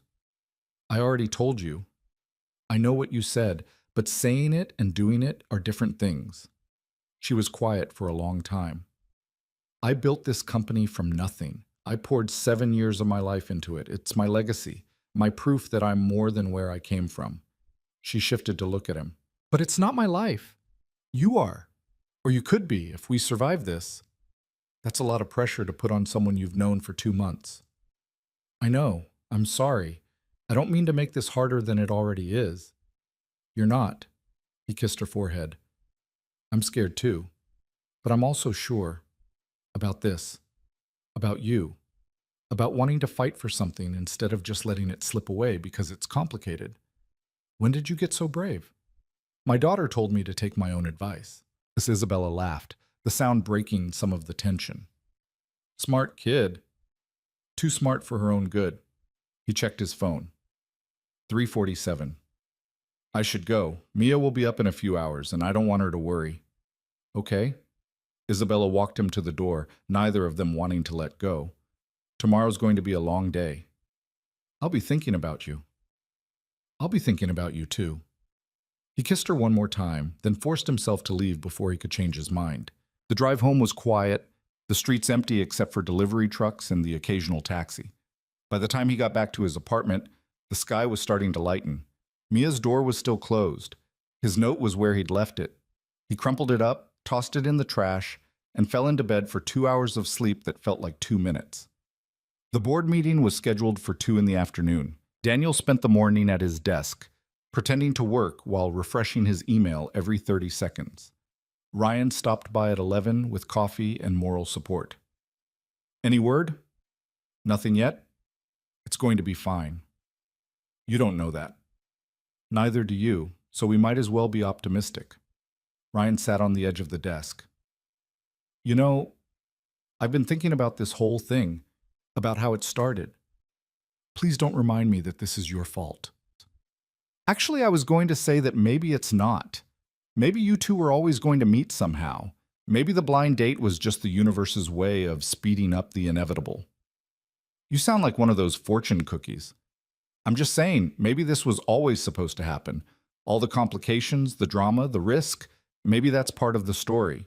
Daniel looked at his brother, When did you get philosophical? When I realized my matchmaking attempt turned into a corporate scandal. Ryan grinned. But seriously, I hope it works out. For both of you. Thanks, I think. At 1:30, Daniel's phone buzzed with a text from an unknown number. He opened it, expecting spam, and found a message from Isabella's assistant, Marcus. Ms. Vaughn asked me to let you know the board meeting is starting. She wanted you to know she's fighting for this. Daniel stared at the message, chest tight. He'd never met Marcus, but the fact that Isabella had asked him to reach out meant something. Meant she was thinking about Daniel even in the middle of what was probably the most important meeting of her career. Thank you. Tell her good luck. Will do. The next 45 minutes were torture. Daniel couldn't focus on anything. Couldn't read emails, couldn't fix problems, couldn't even have a coherent conversation when someone from accounting stopped by with a question. He just sat at his desk, watching the clock, waiting. At 2:17, his phone rang. Jennifer Park. Mr. Carter, the board has made their decision. And? They've approved Ms. Vaughn's proposal with some modifications. Relationships between employees at different organizational levels will be permitted as long as both parties disclose the relationship, agree to regular HR check-ins, and establish clear boundaries around work-related decisions. So you can continue your relationship, yes, with the understanding that there will be oversight and accountability measures in place. Daniel felt something in his chest unclench. What are the modifications? Ms. Vaughn will need to recuse herself from any personnel decisions that directly affect you. That means she can't approve your raises, promotions, or terminations. Those decisions will go through a committee instead. Additionally, both of you will need to attend quarterly meetings with HR to ensure the relationship isn't creating workplace issues. That's fair. The board thought so too. There was some concern about optics, but Ms. Vaughn made a compelling case for why these policies benefit the entire company, not just her personal situation. When does this go into effect? Immediately. I'll send you both the official documentation this afternoon. In the meantime, congratulations. You're free to resume normal contact. After Jennifer hung up, Daniel sat at his desk, stunned. They'd done it.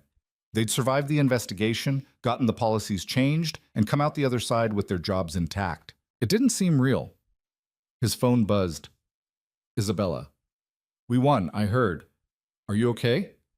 Better than okay. Can I see you tonight? Yes. My place. I'll cook. You don't cook.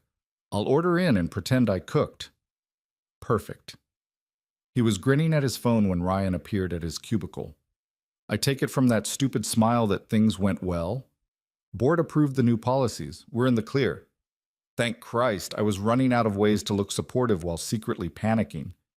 Ryan clapped him on the shoulder. I'm happy for you, man. Really. Thanks for everything. I know this whole thing was a mess. Best mess I ever created. Ryan's expression turned serious. But do me a favor. Don't waste this. You fought hard for it. Make it count. I will. The rest of the day passed in a blur. Daniel finished his work, sent the requisite emails, and left the office at 5 without looking back. He stopped at a grocery store to pick up the ingredients he had no idea how to use, then gave up and ordered Thai food on his way home. Mia was at the kitchen table when he walked in, working on math homework. She looked up, took in his expression, and smiled. Good day? Really good day. Does this mean you're not going to lose your job? Not today, at least. And the woman you won't tell me about? I can tell you about her now, if you want to hear it. Mia set down her pencil. I'm listening. So Daniel told her. Not everything. Some details weren't appropriate for an 8-year-old, but the important parts. How he'd met Isabella on a blind date Uncle Ryan set up. How they'd realized they worked together and tried to stop seeing each other but couldn't. How they'd fought to make it work, even when everyone said it was impossible. So she's your boss? Mia asked when he finished. Technically, yes, but we've set up rules to make sure that doesn't cause problems. Is she nice? Very nice. Does she make you happy? Yeah, kiddo, she does. Mia considered this. Can I meet her?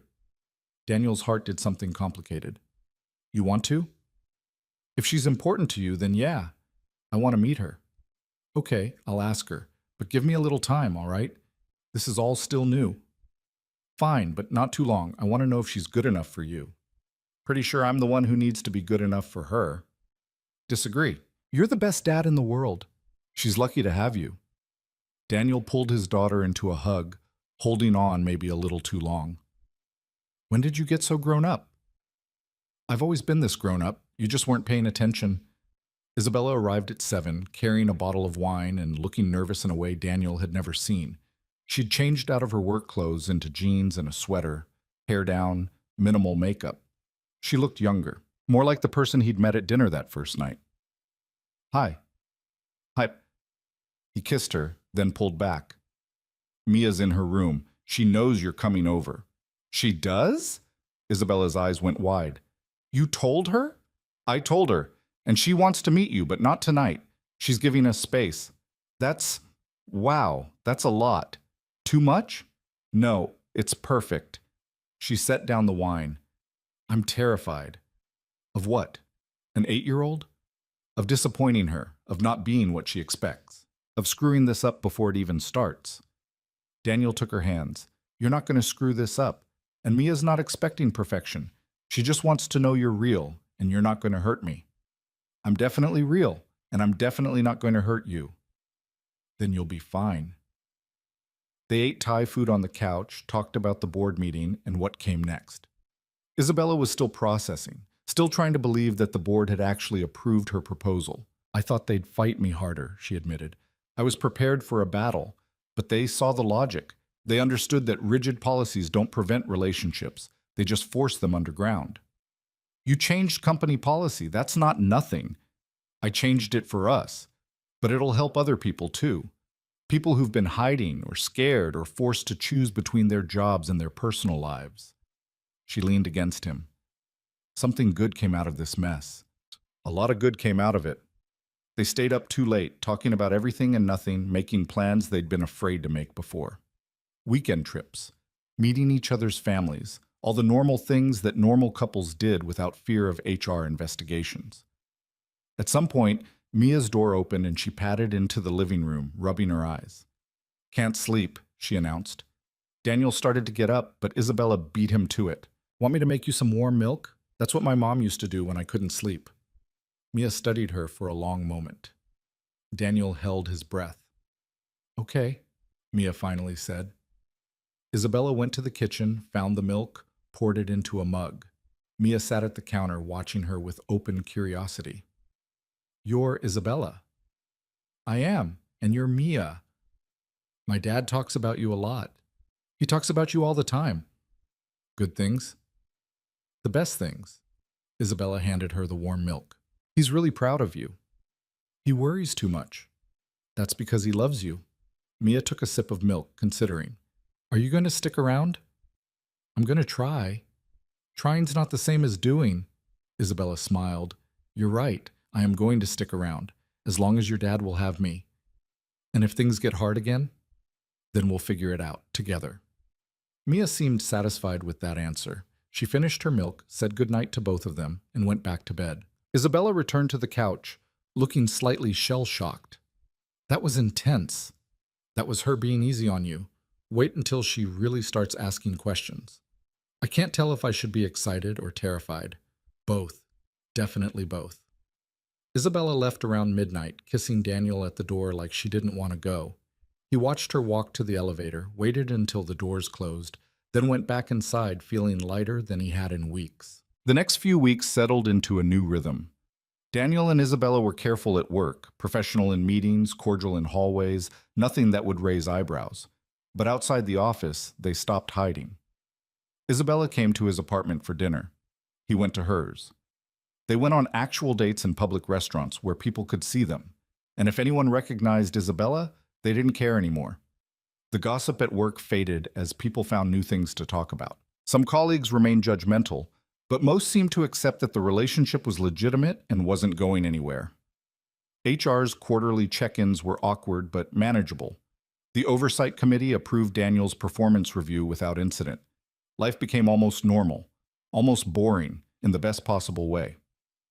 6 weeks after the board meeting, Isabella showed up at Daniel's apartment on a Tuesday night with Chinese food and a question.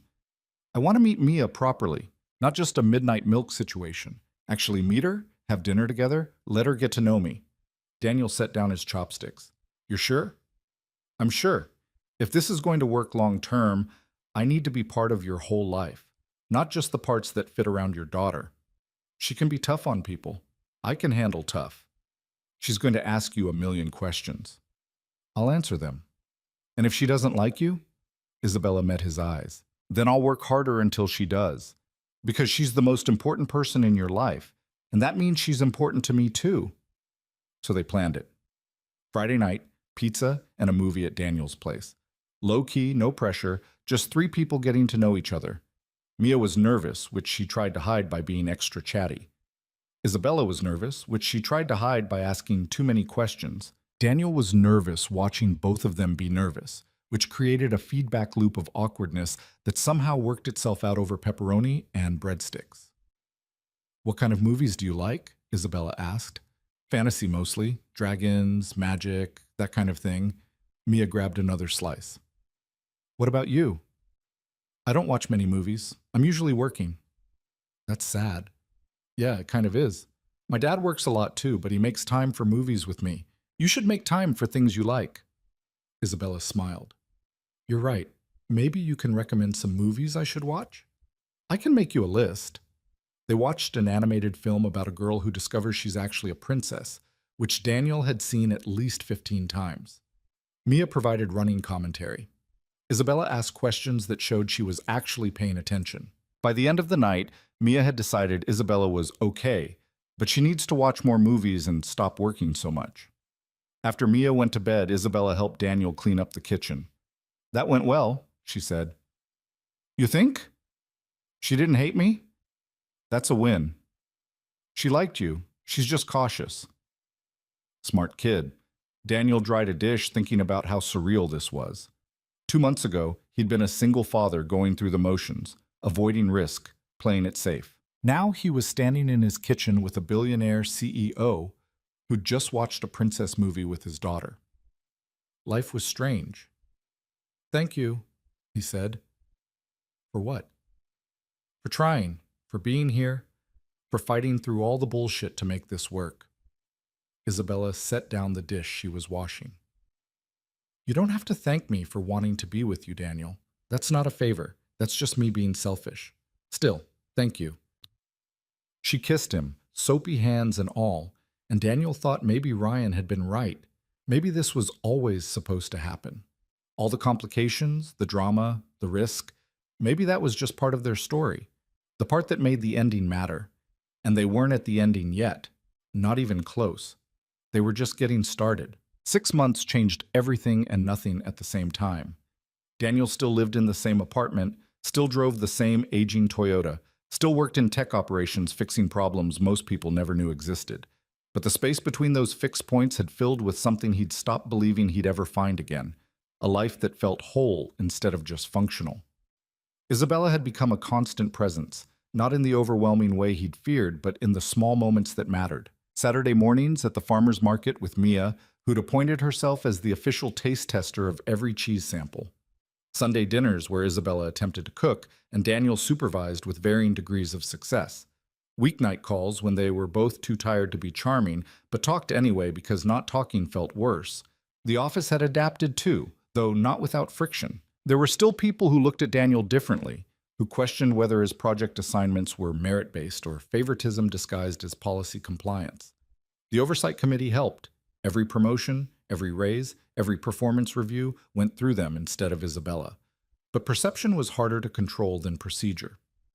Someone in finance said I only got the server upgrade project because I'm sleeping with the boss, Daniel told Ryan over lunch one Tuesday. They were back to eating in the cafeteria, though Daniel still chose tables in the corner out of habit. What did you say? Nothing. What am I supposed to say? Actually, I got it because I'm the most qualified person for the job. That just sounds defensive. So let them think what they want. You know the truth.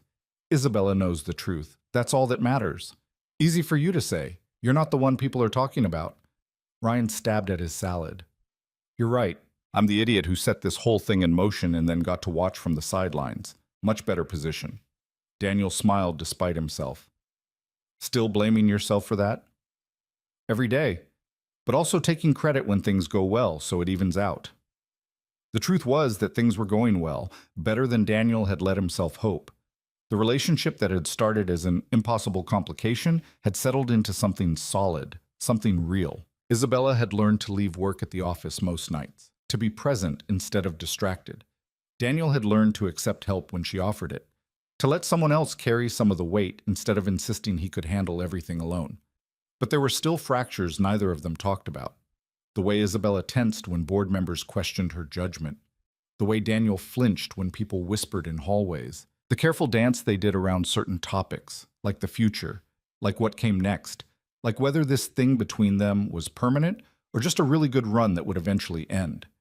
Those fractures came to a head on a Thursday in October when Daniel got called into an emergency meeting with Steve and two people from IT security he'd never met. His first thought was that someone had hacked the servers again. His second thought, arriving with a cold rush of dread, was that someone had found a new reason to question his relationship with Isabella. He was half right. We've identified the source of the financial discrepancies from earlier this year, the older security guy said. His name was Robert, and he had the kind of face that suggested he'd seen every variety of corporate fraud and wasn't impressed by any of it. The transactions that were initially flagged under your credentials. So Daniel's stomach dropped. I thought that was resolved. HR cleared me. You were cleared of wrongdoing, yes, but we've been continuing to investigate who actually initiated those transfers. Robert pulled up a screen on his laptop, turned it to face Daniel. We traced the IP address to a former employee named Marcus Webb. The name meant nothing to Daniel. Who? He worked in IT security until about 8 months ago. Left the company under less than ideal circumstances. There were questions about his access to sensitive systems. Robert scrolled through what looked like server logs. He used your credentials to move money between accounts, small amounts over several weeks. When you were flagged, he assumed that would be the end of it, that you'd be fired and he'd be clear. But I wasn't fired. No, and that made him nervous. So he tried again, this time targeting someone else. Robert pulled up another file. 3 weeks ago, similar transactions showed up under credentials belonging to Isabella Vaughn. Daniel went cold. Did they think we caught it faster this time. But yes, there was an initial investigation. It was resolved within 48 hours once we made the connection to Webb. Steve leaned forward, his usually annoyed expression replaced with something closer to concern. The reason we're telling you this is that Webb left a trail. Emails, messages, evidence that suggests he targeted you specifically because of your relationship with Ms. Vaughn. Why? Revenge, near as we can tell. He was let go after Isabella discovered he'd been selling company data to competitors. She handled it personally, made sure he was blacklisted from the industry. He blamed her for ruining his career. So he went after me to get to her. That's the working theory. Discredit you, make you look like a thief, damage her judgment by extension. Robert closed the laptop. Webb's been arrested. The evidence is solid. This is over.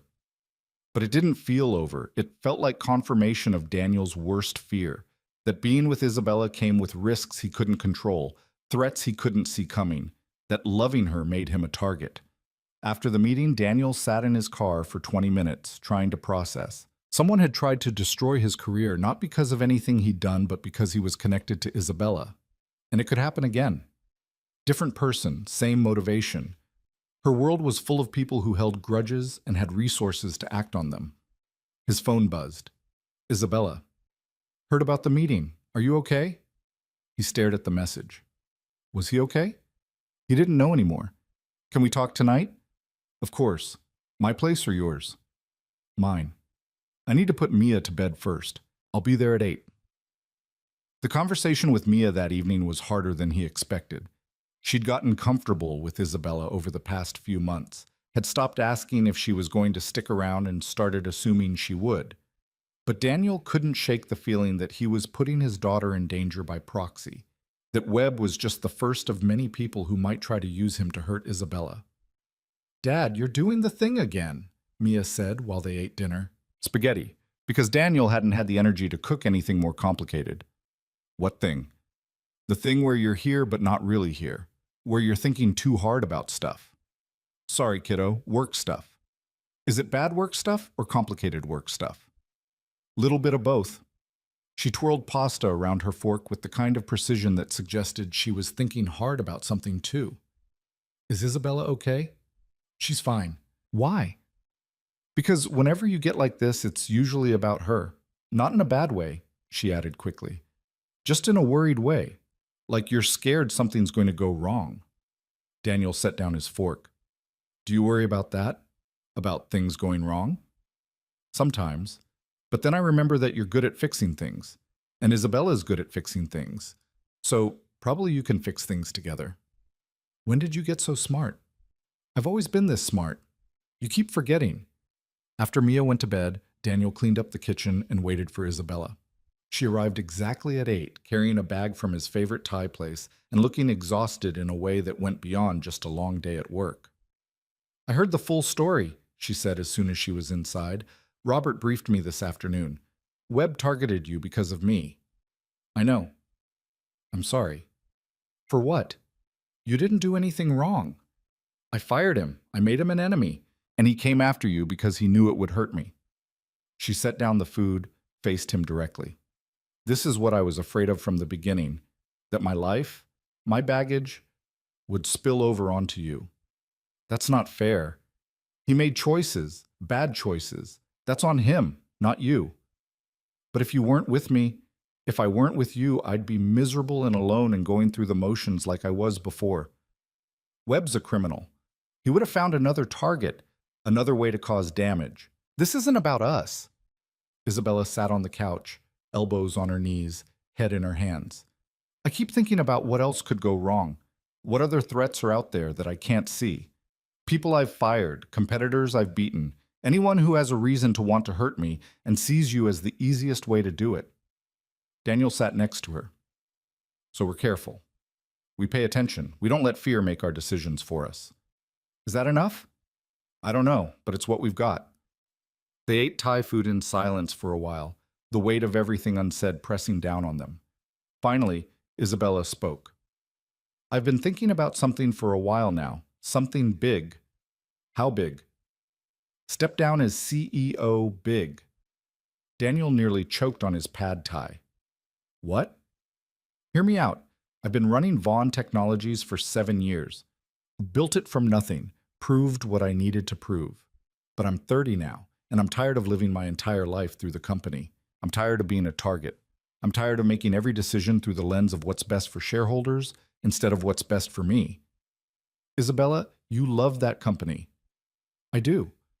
But I love other things too. Things I've been neglecting because I thought the company was the only thing that mattered. She turned to face him. I have enough money that I never have to work again. I could focus on the scholarships, maybe start a foundation, actually use my resources to help people instead of just writing checks and moving on. This is because of what happened with Webb. It's because of a lot of things. Webb was just the final push.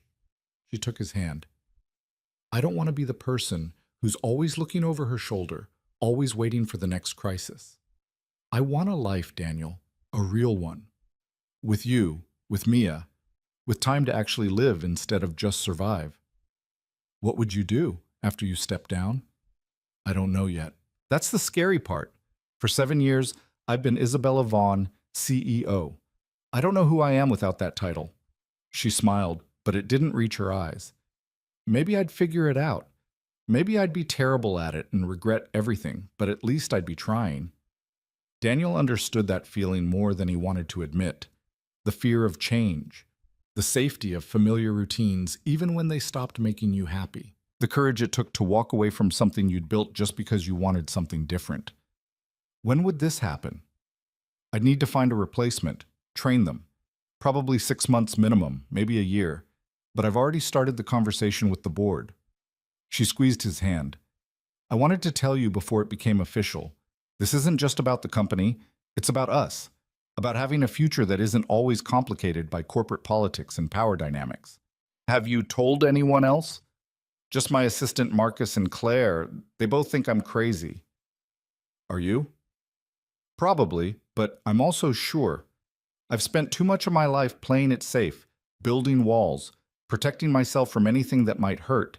And then I met you, and all those walls started coming down, and I realized I don't want to live like that anymore. Daniel pulled her close, felt her relax against him. I don't want you to give up everything for me. I'm not. I'm giving up one thing to make room for everything else. She looked up at him. Is that okay? Is this something you can live with?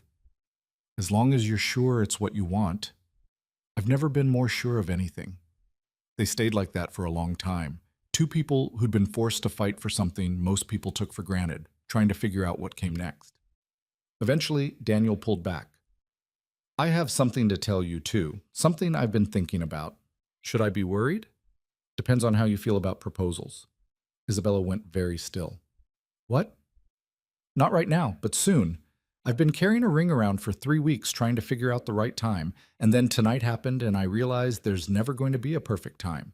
There's just going to be us, trying to build something good in the middle of all the chaos. You want to marry me? Yeah, I do, if you'll have me. But Daniel, I'm about to step down as CEO and probably have an identity crisis, and maybe start a foundation I have no idea how to run. Are you sure you want to sign up for that? I'm sure I want to sign up for you. Everything else we'll figure out as we go. She kissed him then, hard and desperate, like she was afraid he might disappear if she didn't hold on tight enough. When they finally broke apart, both breathing hard, she was crying. Is that a yes? That's a ask me properly and find out. Now? Not now. I look terrible when I cry. Ask me when I'm prepared and can give you a proper answer. You're very demanding for someone who's unemployed. I'm not unemployed yet. I'm pre-unemployed. There's a difference. She wiped her eyes. But yes, when you ask me properly, the answer will be yes. The news about Isabella stepping down broke 3 weeks later. The business press had a field day with speculation, hostile takeover, board conflict, health issues. The truth was boring by comparison. She was tired and wanted to do something different. But boring didn't sell papers, so the speculation continued. Inside Vaughn Technologies, the reaction was mixed. Some people were devastated, feeling like they were losing the visionary who'd built the company. Others were relieved, seeing it as an opportunity for fresh leadership. Daniel mostly stayed out of it, focusing on his work and avoiding break room conversations about what it all meant. Isabella's replacement was announced in December, a woman named Sarah Chen who'd been VP of Operations and understood the company inside and out. The transition plan was detailed and careful, designed to reassure investors and employees that Vaughn Technologies would survive the change. Through it all, Daniel and Isabella kept building their life together, in the small spaces between the big announcements. Mia's parent-teacher conference, where Isabella sat next to Daniel and asked thoughtful questions about Mia's progress in math. Thanksgiving dinner with Ryan, who took credit for everything and couldn't stop grinning about it. A Saturday afternoon teaching kids to code at the community center, where Isabella showed up unannounced and ended up staying for 3 hours helping a teenager debug a Python script. It was in one of those small moments, a random Wednesday in January, when they were walking through Millennium Park with Mia running ahead to look at the ice sculptures, that Daniel decided it was time. "Mia, come here for a second." She ran back, cheeks red from the cold. "What's up?" "I need to ask Isabella something, and I want you here when I do." Mia's eyes went wide. "Is this what I think it is?" "Depends on what you think it is." "Oh my gosh, Dad, just ask her already." Isabella looked between them, confused. "Ask me what?" Daniel pulled the ring from his pocket. Simple, elegant, the kind of thing Isabella would actually wear instead of keeping in a drawer. He didn't get down on one knee because the ground was freezing and he was 32, not 22, and they were past the point of grand gestures. "Isabella Vaughn. We met 6 months ago because my idiot brother thought we'd be a good match. He was right, even though everything that came after was complicated and messy and almost destroyed both our careers. You're the smartest, strongest, most frustrating person I've ever met. You make me want to be braver than I am. You make me believe that taking risks is worth it, even when it's terrifying. And I want to spend the rest of my life figuring out who we are when we're not fighting to stay together, when we can just be together without all the noise and complications." Mia was bouncing on her toes. "Dad, you're taking too long." "I'm getting there." He held up the ring. "Will you marry me? Not as my boss or a CEO or a billionaire, but as the person who ate bad Thai food on my couch and helped my daughter with her homework and told me I was worth fighting for even when I didn't believe it." Isabella was crying again, which seemed to be a pattern with her lately. "That's not fair. I said I wanted to be prepared." "Life's not fair. You taught me that. I hate you." "Yes. Yes, you idiot. Obviously, yes." He slipped the ring on her finger while Mia cheered loud enough to attract attention from people walking by. Someone started clapping. Then more people joined in, strangers celebrating something they knew nothing about except that 2 people had just promised to try. That night, after Mia was asleep and Isabella had called Claire to share the news, they sat on Daniel's couch talking about logistics.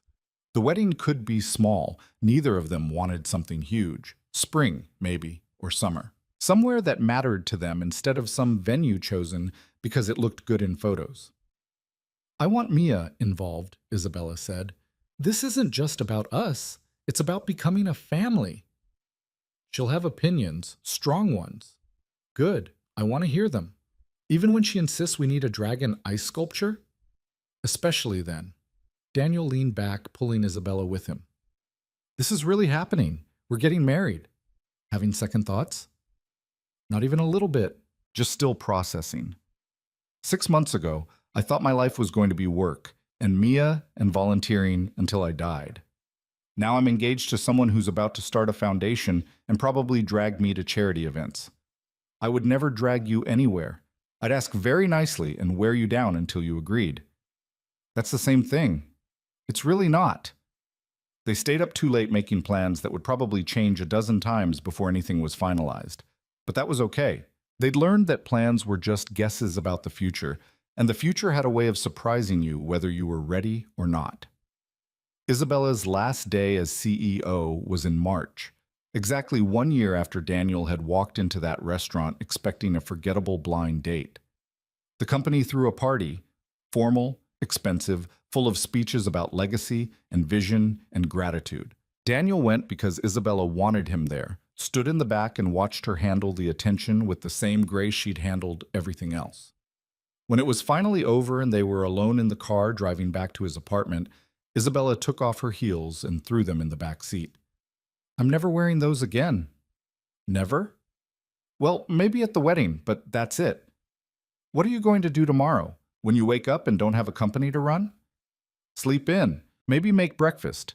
Take Mia to school if you want help." She looked at him. "I don't know, Daniel. For the first time in 7 years, I actually don't know.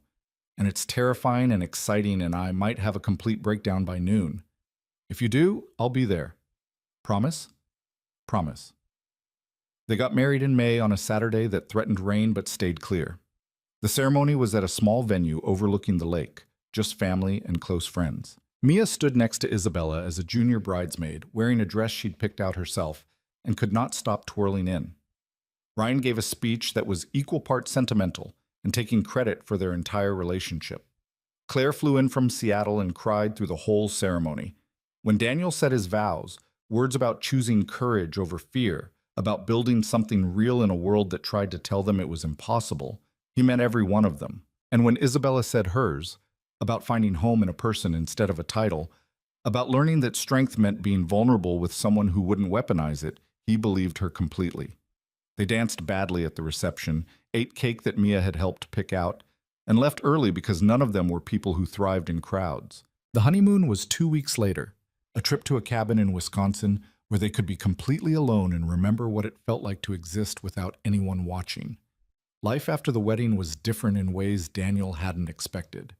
Isabella threw herself into the foundation work with the same intensity she'd given the company, but now she came home at reasonable hours and actually took weekends off. Daniel got promoted to senior systems analyst, approved by the committee without controversy because his work spoke for itself. Mia adjusted to having 2 adults in her life who showed up to school events and helped with homework and argued about whether deep dish pizza counted as real food. There were still hard days. Isabella had moments where she missed running the company, where she felt adrift without the structure it had provided. Daniel had moments where he worried about money or wondered if he was enough for someone who'd built an empire from nothing. Mia had moments where she tested boundaries and pushed back against rules she didn't like, but they learned to handle those moments together, to talk instead of hiding, to ask for help instead of pretending they had all the answers, to accept that being imperfect didn't mean being inadequate. 1 year after the wedding, Daniel found Isabella in their home office.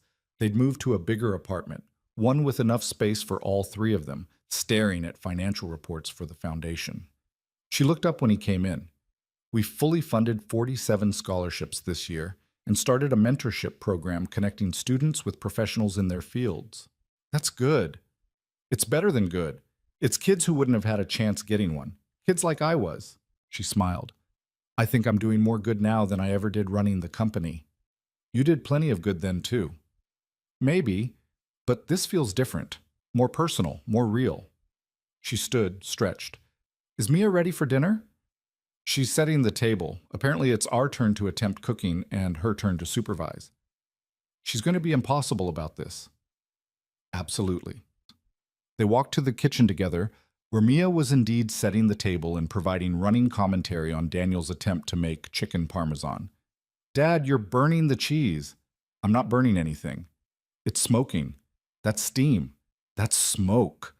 Isabella laughed, kissed Daniel's cheek, and took over before he could actually burn anything. They ate dinner as a family, talked about their days, made plans for the weekend. Normal things, ordinary things. Things that would have seemed impossibly domestic to Daniel a year ago, but now felt like exactly where he was supposed to be. Later that night, after Mia was asleep and the dishes were done, Daniel and Isabella stood on their balcony looking out at Chicago's lights.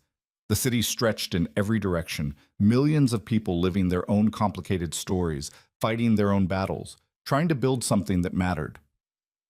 Do you ever regret it? Daniel asked. The choice you made. Stepping down, marrying me, all of it. Not once. Isabella leaned against him. Do you? No. But I wonder sometimes if we got lucky. If things could have gone differently. They could have. We could have walked away that first night. We could have let the investigation destroy us. We could have chosen safety over risk. She turned to face him. But we didn't. We fought for this. And that matters more than luck. She was right. They'd fought for this. Through gossip and investigations and people who said it couldn't work. Through their own fears and doubts and the weight of expectations they'd never asked for. They'd fought and they'd won. Not because they were perfect, but because they'd refused to let imperfection be an excuse for giving up. That was the thing Daniel had learned over the past year and a half. Love wasn't about finding someone who completed you or made everything easy. It was about finding someone worth fighting for, worth being brave for, worth building a life with, even when that life was messy and complicated and nothing like what you'd planned. It was about standing on a balcony with your wife, knowing your daughter was safe asleep inside, and feeling like despite everything that had tried to tear you apart, you'd managed to build something real. Something that mattered. Something that was yours. The city kept humming below them, indifferent to their story, already moving on to whatever came next. But up here, in this moment, Daniel had everything he needed. Not a perfect life. Perfect lives didn't exist outside of movies and greeting cards. But a real one. A good one. One he'd fought for and earned and planned to keep fighting for every single day. And honestly, that was more than enough.